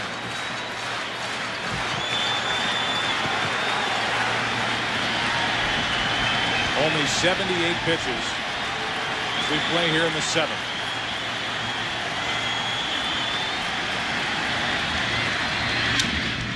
The opposite way.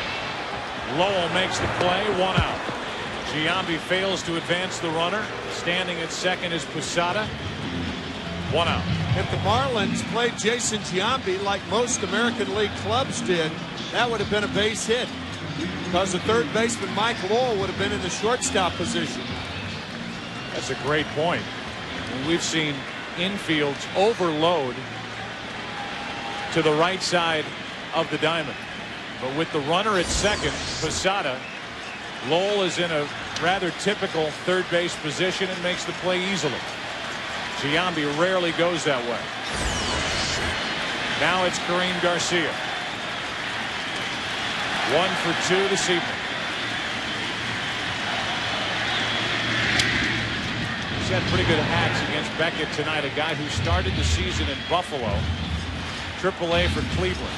Ruben Sierra has come into the on-deck circle with Boone the next scheduled hitter. And Rivera getting ready in the bullpen. So Joe Torre isn't going to wait around. Garcia now. Sierra next. Rivera may be the pitcher if the Yankees fail to score here in the bottom of the 7th. I think so. You know, he goes 2 innings. Try to keep. He's the best man to keep the Marlins from scoring again. And then with that, Joe Torre probably hoping that the Yankees can muster something over the next 2 2/3 innings.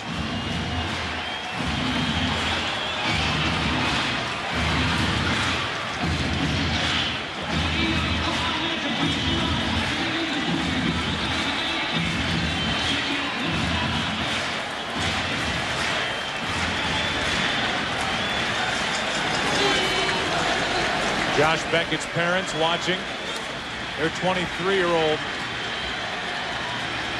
pitch with a 7th inning lead here in game 6, 2-0.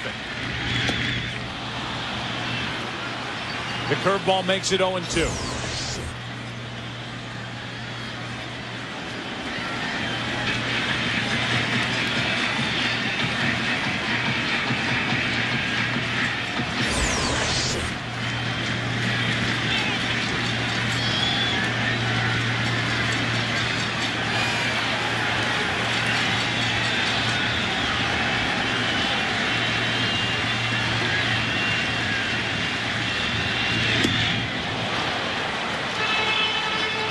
Ball, 2 strikes.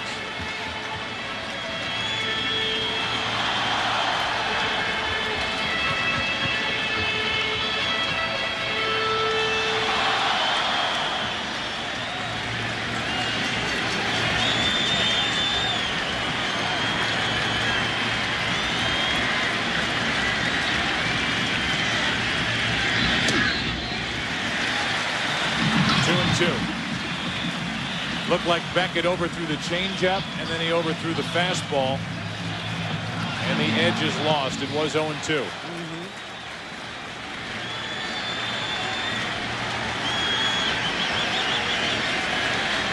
Garcia, no home runs this postseason, 11 with the Yankees during 2003.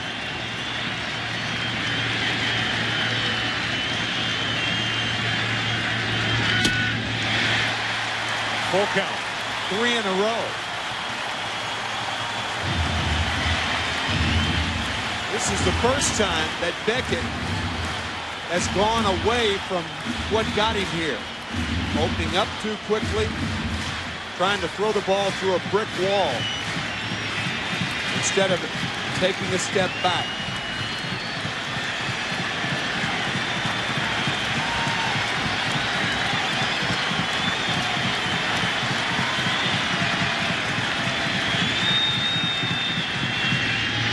Got him. 2 out. 8th strikeout for Josh Beckett. Kareem Garcia, along with everybody else, looking for the fastball, and he didn't get it. 3-2. Breaking ball. Breaking ball. Now he's in the hole, 0-2.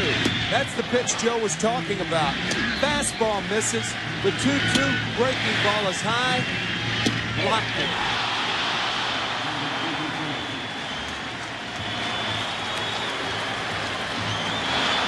Garcia and the Yankees believing even though it was a breaking ball, it was still too high. And now batting for Aaron Boone is Ruben Sierra. There's a lot to be said, Joe, for the points you brought up earlier. The way the ball is received, how softly it's received. And Rodriguez, as good as there is. Ruben Sierra now the tying run at the plate, takes a blazer, 96 miles per hour, strike 1.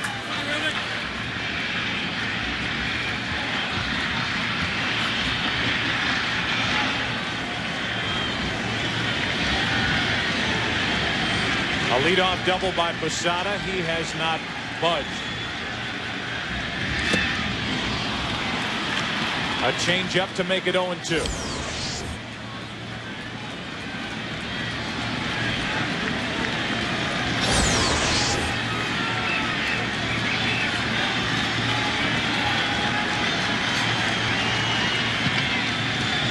Sierra with that 2-out 2-run triple in the 9th inning in Game 4. Tied it. Got in front here. Another changeup, and it's still 0-2.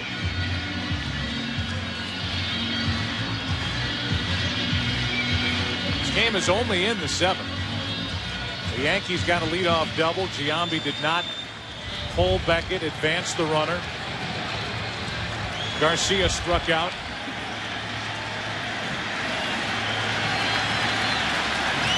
And it's 0-2 on Ruben Sierra.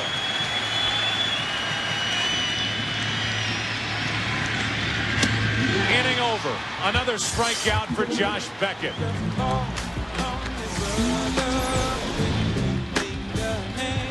The 23-year-old on 3 days rest, rolling in Game 6. Marlins lead in the series, lead in the game, 2-0.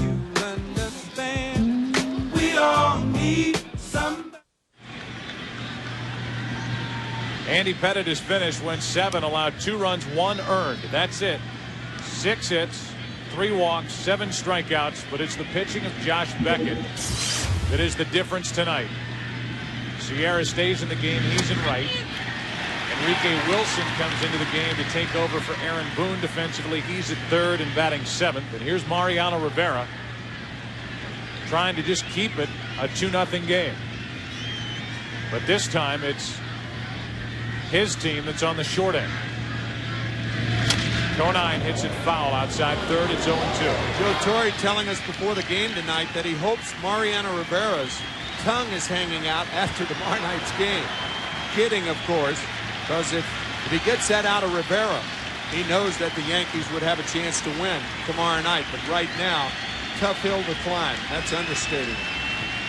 No balls, 2 strikes. Conine hits it back to Rivera.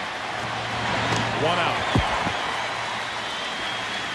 Conine 0 for 4 tonight. And we asked the Sprint Virtual Manager question, is it a disadvantage pitching with 3 days rest in the World Series? 52% of you say no, and the work done by Josh Beckett tonight would support it. 3 days rest. Tim mentioned over the last 5 postseasons, starters going on 3 days rest, 6-20 with an ERA of 5.93. But Josh Beckett isn't in that pool. Josh Beckett has gone 7, allowed no runs on 4 hits, and struck out 9.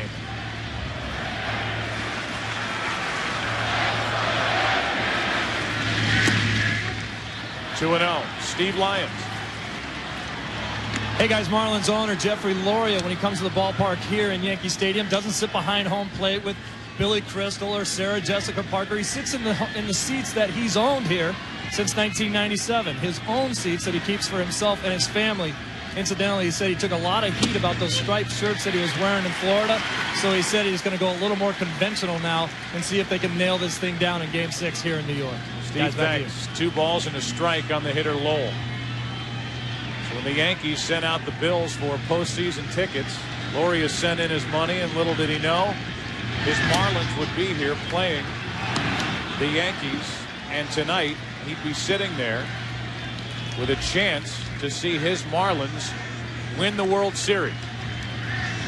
3 balls and a strike now from Rivera to Mike Lowell.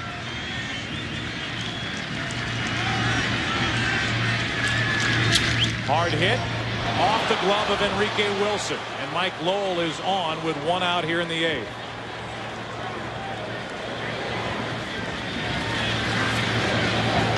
Third time of the night that Mike Lowell has been on. A tough play for Wilson. He does keep it on the infield off the heel of the glove.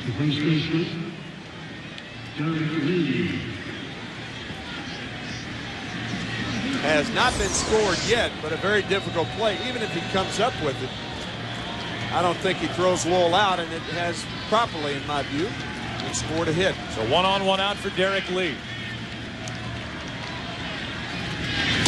Rivera misses inside, ball 1.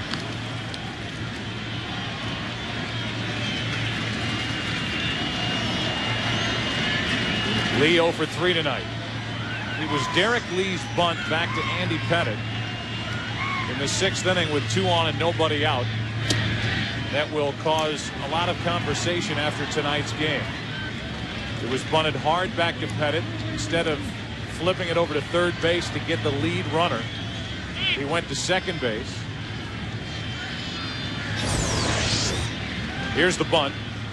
Runners at first and second, nobody out. Yankees were down 1-0 at the time, and instead of going to third, he went to second. Yankees could not turn the double play. It ended up first and third, and what followed, a sac fly to right by Encarnacion to make it 2-0.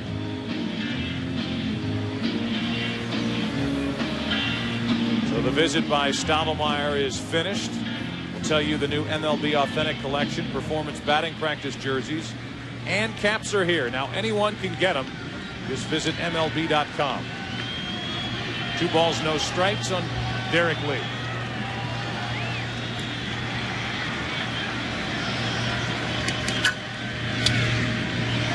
One. Little capper on that bunt play the last time Derek Lee was up. If the Yankees were thinking about double play, Lee runs too well to be doubled on a ball like that. Too much to do. So once again, the play was to third base.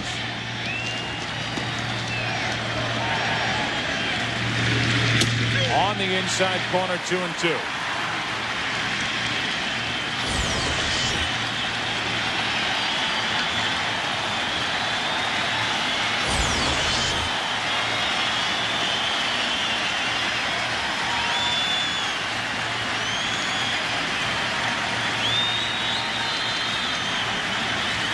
Runner goes. That's foul. Since 1982, 8 times a team has come home down 3-2. And 7 of those 8 times the home team has come back to win games 6 and 7.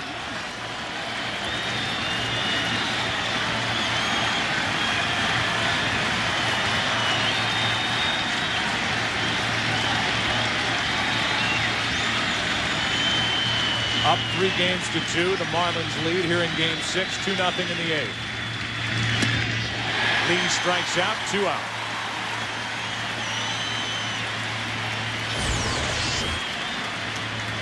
Going after a ball, but it's very difficult to determine whether it's a strike or a ball against Rivera. Ball is on top of you in a hurry. What an odd situation to see Mariano Rivera out there with the score 2-0 against the Yankees. The Yankees in the bottom of this 8th will have Soriano, Jeter, and Nick Johnson. If anybody gets on, Bernie Williams. The bullpen for the Marlins is quiet, as you would expect, the way Josh Beckett is pitching. Encarnacion takes a ball. A sac fly for Encarnacion back in the 6th.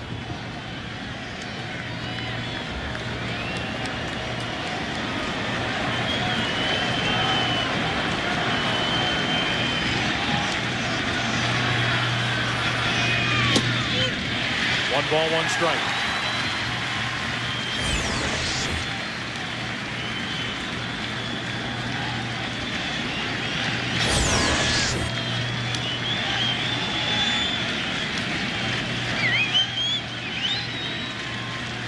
Andy Pettitte threw 106 pitches while he was in there. Allowed only 1 earned run in 7 innings. That's to the shortstop, Jeter. A flip to Soriano, and game 6 goes to the bottom of the 8th. The Marlins try to win it all here tonight. Lead behind Josh Beckett, 2-0. Coming into this game, the Yankees were hitting .275 as a team in this World Series. However, with runners on, only .195. Tonight with runners on, 0 for 10. Soriano first up, base hit, and a good start to the 8th inning for New York.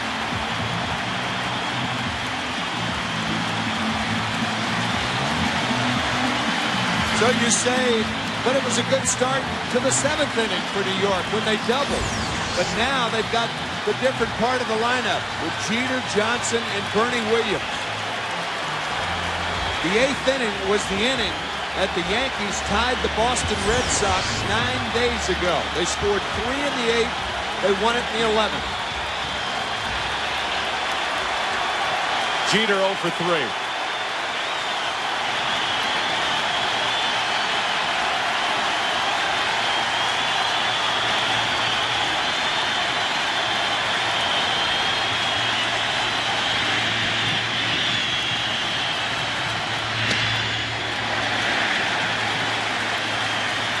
Action starts for the Marlins out in their bullpen. It's Jeter now, Nick Johnson on deck. It's the rookie Dontrelle Willis getting loose.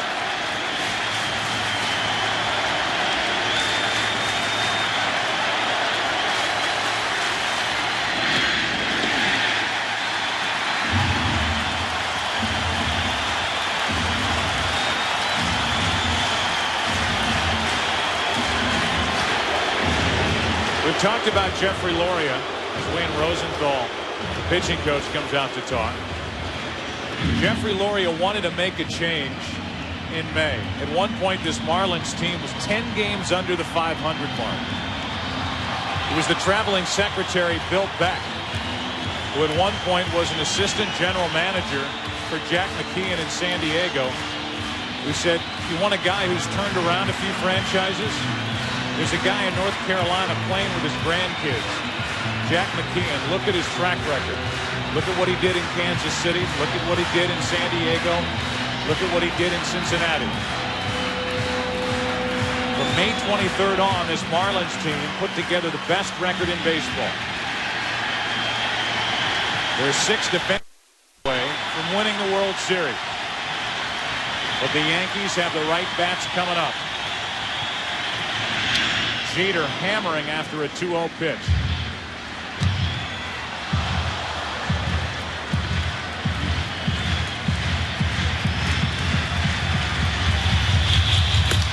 Urbina and Dontrell Willis.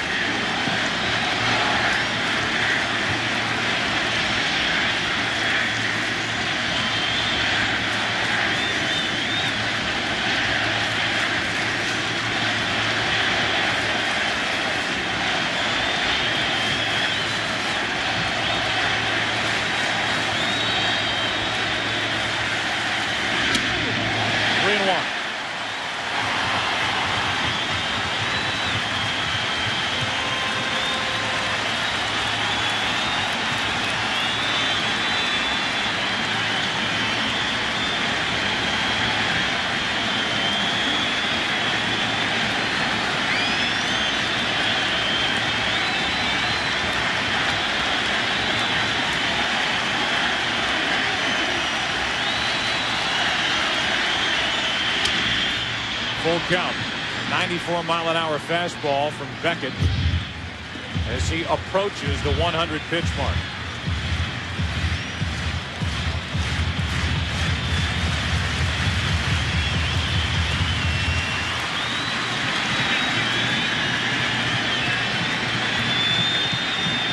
Because of the hitter, I think you send the runner here.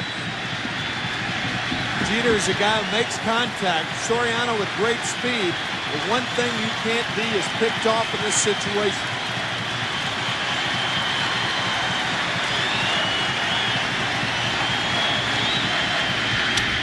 Jeter hits it in the air to center for Juan Pierre.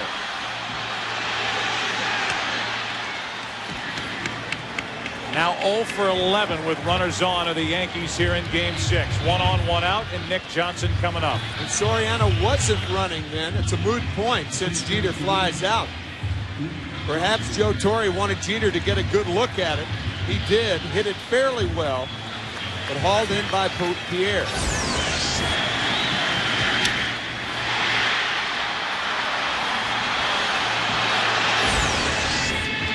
Nick Johnson has hit only 1 home run the entire postseason and 14 during the regular season. He has 5 hits and 16 at-bats in this World Series. Tonight 0 for 2 with a walk. Ball 1. Beckett lost his footing around the mound. That ball stayed up and away, and now Josh doing a little gardening.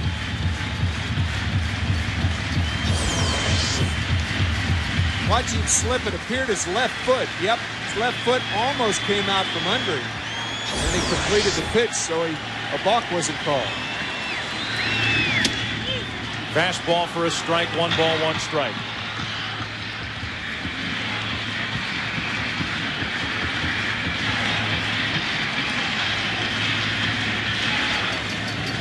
Bernie Williams waits to hit next.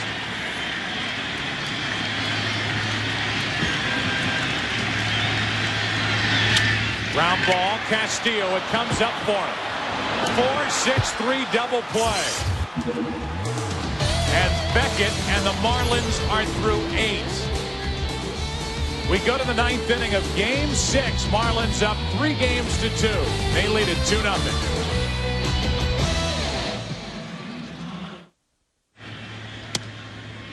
Mariano Rivera deals inside a 93-mile-an-hour fastball.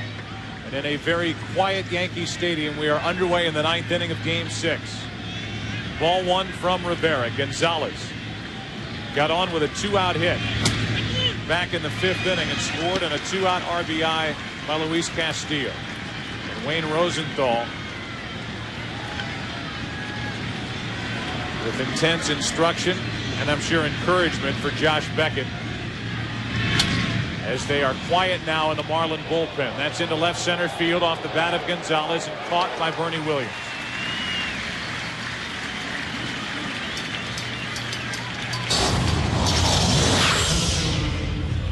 You look at a graphic of the most world championships, professional sports all time. The Yankees with 26. The Florida Marlins are in their 11th season. They won it in '97. They gutted the team the next year, and they are back as the wild card entry in the National League. With one out, Pierre takes the ball. Florida trying to become the third wild card team to win it all in the last 7 years.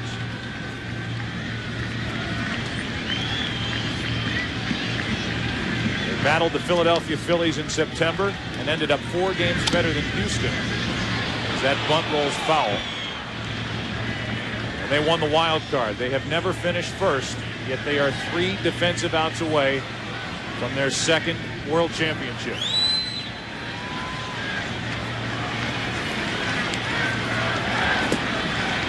The Yankees in the bottom of the 9th inning will have the heart of their lineup: Bernie Williams, Hideki Matsui, and Jorge Posada. Tonight 0 for 12 with runners on are the Yankees at the plate against Josh Beckett.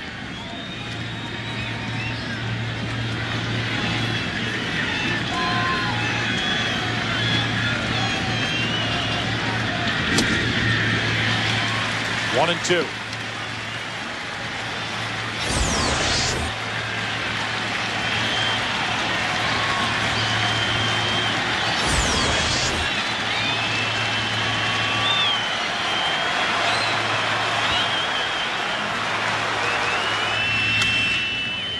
Just able to get a piece on an awkward swing is Juan Pierre.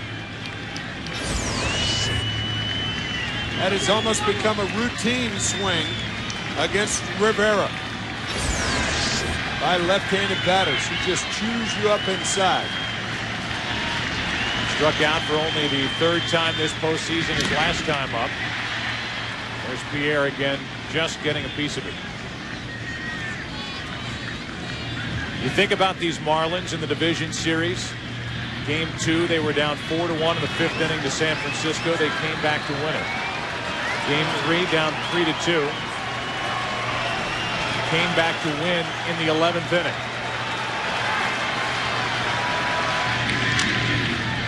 That is a bunt foul, and that's a strikeout. 2 out.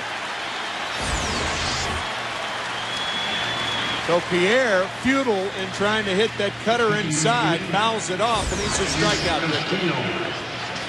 NLCS, the Marlins were down 4-0 after 1 inning in Game 1 at Chicago. Came back to win that game 9, 8, and 11 innings on the home run by Lowell off the bench. Down 3-0 in the 8th inning, Game 6. They came back with 8 in the 8th. Lost a lead, then fought back. Took the lead in Game 7 and hung on. Josh Beckett throwing 4 innings in Game 7 that night in Chicago.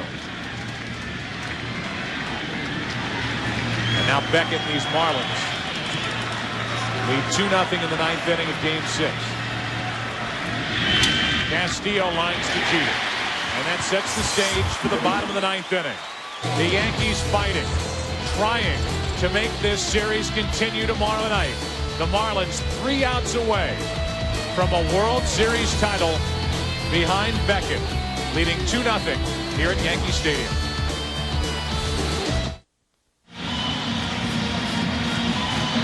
Josh Beckett back to work.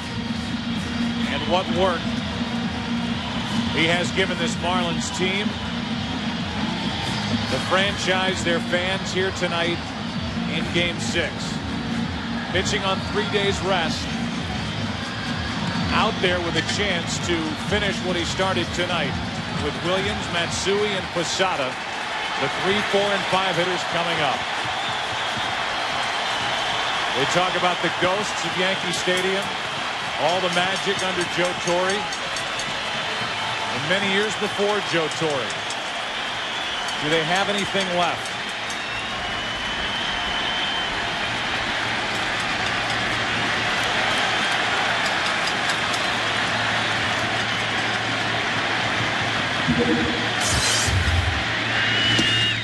Ball 1.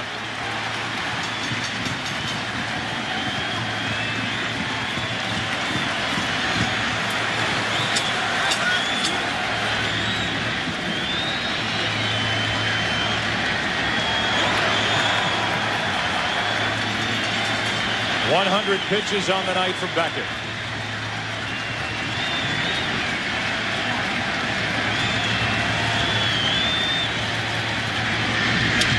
To the right side and foul.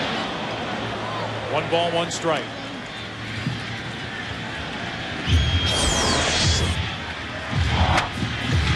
The last 1+ innings, the Yankees have hit the ball better against Beckett than they did at any other time.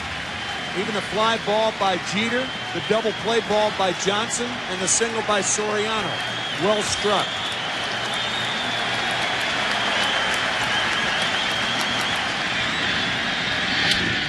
Williams goes the opposite way, and it's Cabrera. Back to get it 1 out. The Marlins are 2 outs away.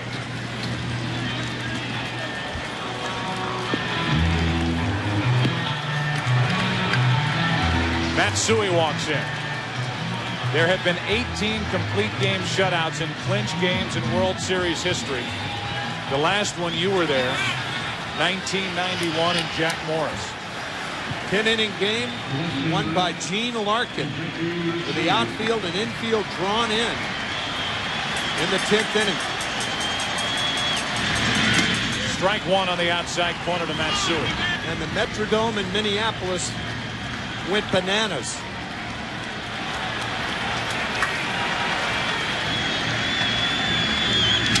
Matsui into left field. Cabrera back a few, 2 out. Now the Marlins are 1 out away. Josh Beckett 1 out away from what is right now a 5-hit shutout.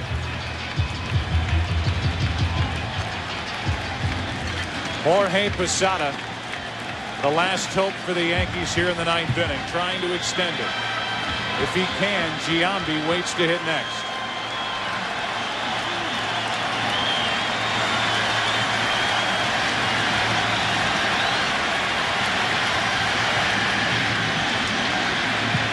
Incredible ride for this Florida Marlin franchise since they came in '93.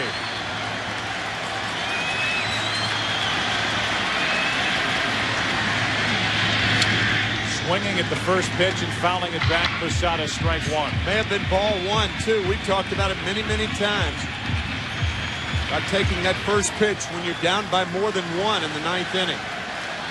Non-existent in this day and age.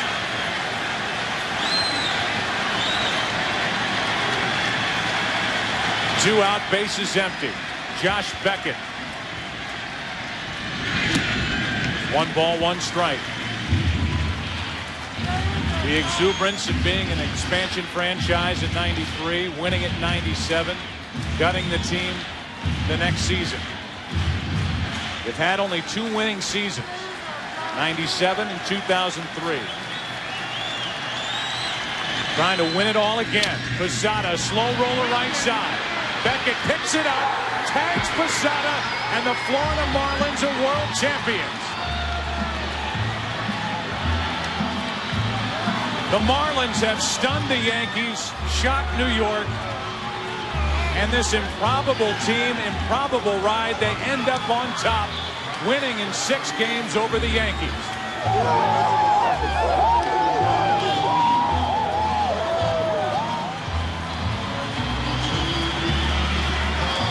And all that's left in this historic stadium is ghostly silence.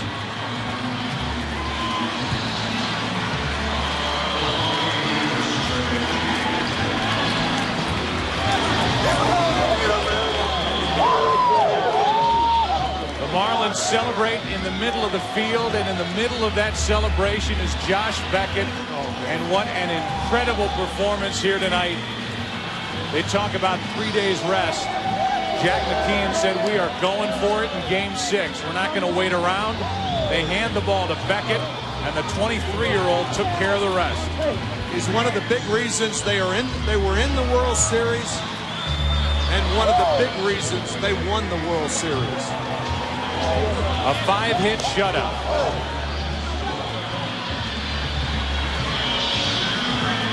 And that stunned look all over Yankee Stadium. Whether it's Brian Cashman, the general manager, or the Yankees that still remain in the dugout, it's the Florida Marlins that end up winning it. And for the first time since 1981, a series ends here at Yankee Stadium, and it's not the Yankees who win it. Jack McKeon, the 72-year-old manager, Dontrell Willis, those two guys injected life into this franchise in mid-May.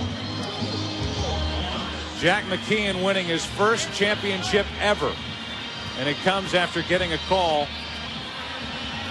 to his home in North Carolina, playing with the grandkids, and he said, what the heck, we'll take a shot, and he turned this franchise around. It went from playing with the grandkids to managing the kids in Florida. Take a couple more shots. A historic performance by Josh Beckett. And how did it end? With a ball in his glove.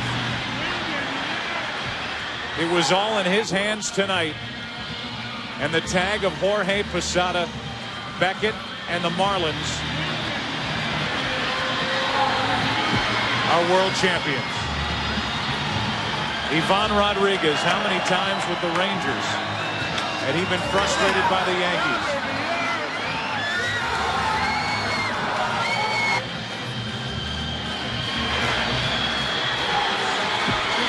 Juan Pierre sprinting in to join the celebration. Let's go down to Steve Lyons. Steve.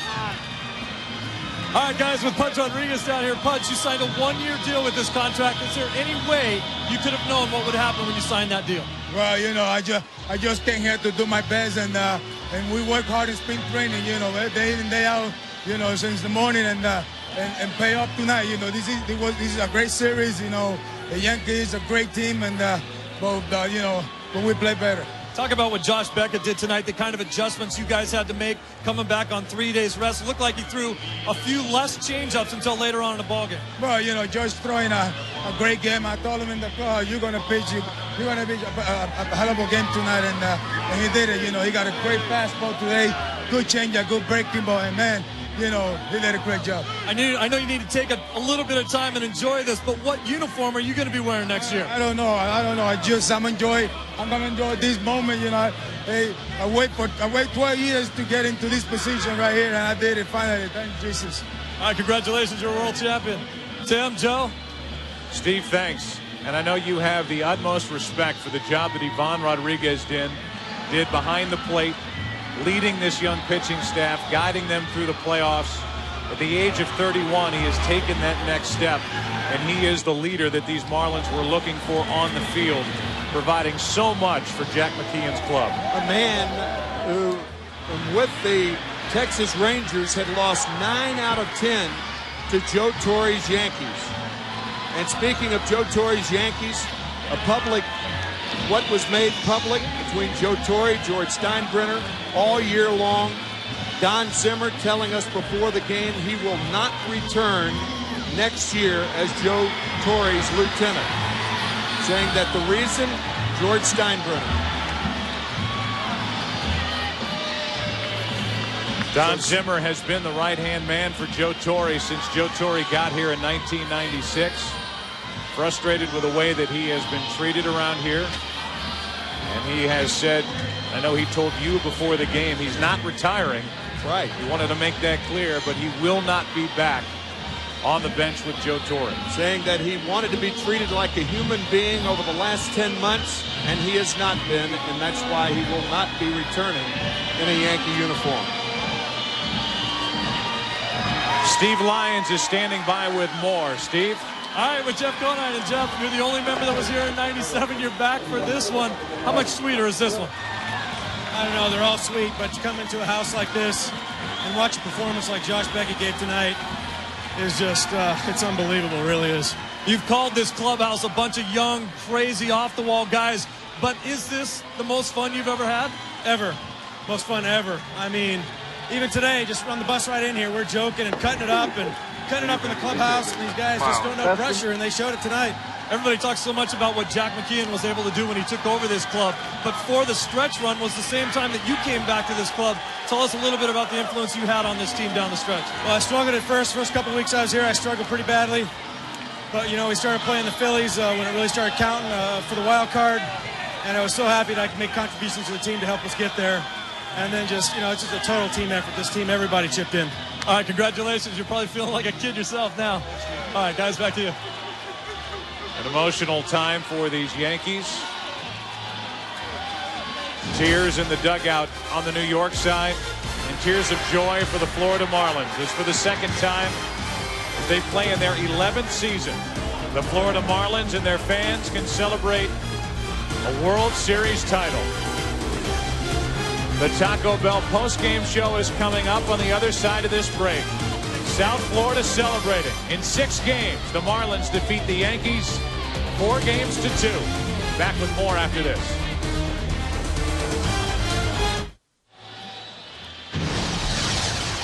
Welcome back to the Taco Bell post-game show here at Yankee Stadium, and live with Joe Torre is Kevin Kennedy. Thanks, Joe. Joe, this is a very emotional game, obviously an emotional postseason altogether, going back to Game 7 with the Red Sox. What did you see to your ball club inside? Well, I just thanked them. I mean, they left their hearts out in the field. Andy Pettit pitched a terrific game, but Josh Beckett was that much better. I mean, that kid showed that he's going to be a great one down the road if he's not there already. Don Zimmer said this is your greatest job of managing with all the scrutiny and the pressure that you've gone through. And Don has told us prior to the game that he won't be back. Give me your feelings on that. Well, hopefully when emotions quiet down and, this thing is a few days old or a couple of weeks old, we can talk about it. But the 8 years I've been here, we wouldn't have been as successful, without Zim. I mean, he gave me a lot of experience that I didn't have going into this thing. And it's tough. I mean, it was an emotional year, and as I say, this game, everybody busted their tail. We had a couple of opportunities, and, nobody let up.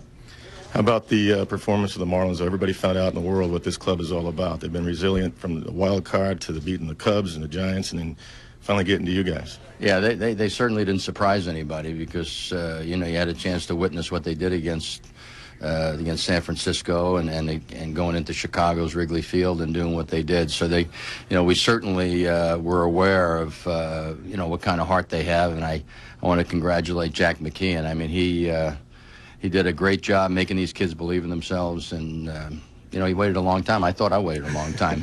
He waited a lot longer. Joe, thanks so much for the time. Appreciate it. Thank you. Okay, good luck. Jeannie, back to you. Thanks, Kevin. Well, the wild ride for the wild card Marlins ends right here. I'm surrounded by Jeffrey Loria. We have David Sampson, Larry Beinfest, Joel Mail, and Jack McKeon. Congratulations. And, oh, yeah, the Commissioner of Baseball, Bud Selig, with a lovely parting gift, I might add. Thank you very much, Jeannie. Well, Jeff, Larry, Jack, David, it is my pleasure to present the Commissioner's Trophy to the 2003 World Champion Florida Marlins. A wonderful job, well done, Jack. The best record in Major League Baseball since May 15th. To all those wonderful fans in South Florida and to all of the entire organization, congratulations. You are the world champions. Pass the trophy around. Jeffrey, I just have to ask you. I'd like to say something. Yeah, you got it. You can respond. I'd like to first say something about this trophy, which belongs in great part to our team. The magical ride that they gave the fans of South Florida has been incredible. We have an incredible organization, starting with Jack and everyone in our organization. The fans of South Florida have been terrific. And finally, I would like to thank the Yankees for their hospitality and the incredible challenge that they put up.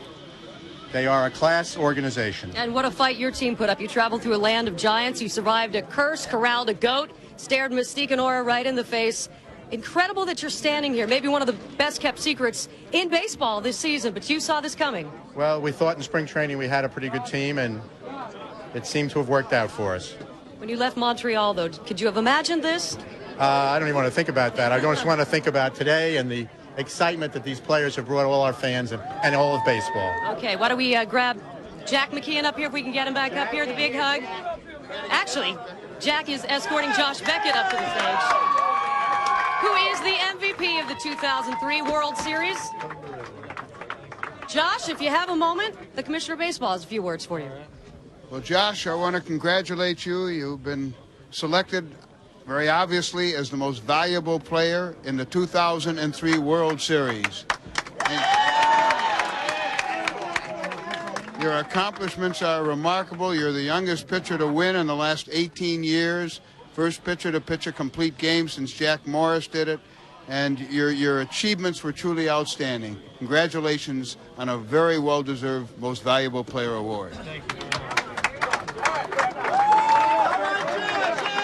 Incredible postseason, incredible World Series for Josh Beckett, who seemingly came out of nowhere. So much made out of 3 days rest. Watching you tonight, I felt confident you could go tomorrow if you had to. You know, it's all part of conditioning, and I think I conditioned myself well enough to come back and compete on 3 days rest, and I was just fortunate enough. You know, God blessed me with one last good game for the year, and you know, here it is. And this is a tribute to my teammates and Pudge. She did a great job today, and my manager Jack pushing us all year. So this is just for my team. All right, congratulations. Let's get your manager up here, shall we? We're talking about retirement. I think it's safe to say you've retired the Yankees for 2003. Well, it was a great series. The Yankees are a great ball club, and you know, Josh Beckett did a tremendous job despite the fact that he did it on 3 days rest. Are we still talking about that? I'm not. I said he could do it. A lot of people doubted it, but maybe they'll be quiet. I think they'll for a let you while. go on this one now. The second guessing will stop for going from on 3 days definitely. rest. Yeah. All right, as we second guess your future, everyone knows that your contractual status. I think you're out of work right now, quite honestly. Well, but what's the future hold for you? I don't know, really. I just want to say I want to thank my players and my coaches and the organization. They did a tremendous job. These guys are special, and how could you leave a group of guys like this? They're just wonderful people. They did an outstanding job. And look at that. They all want to give us some music. Yeah, the party is starting. Congratulations. Thank you. We'll send it from down here in the winning clubhouse. Back up to you, Joe. All right, Jeannie, thank you very much. Mike Whitty has been joining us and shows us the cartoons that he put together for tonight's game. Beckett play earns rave reviews. A fish flood here in New York. Mike Whitty, thank you so much for joining us during this 2003 World Series. Fish, splash, and a celebration in South Florida. With less than one-third the payroll, behind 72, manager Jack McKeon. They keep talking about the magic with Joe Torre and the New York Yankees. Well, this year, Jack McKeon and the Marlins had the magic. They got past the Giants, the Cubs, and now the Yankees. We'll continue with more on our Taco Bell post-game show after this break.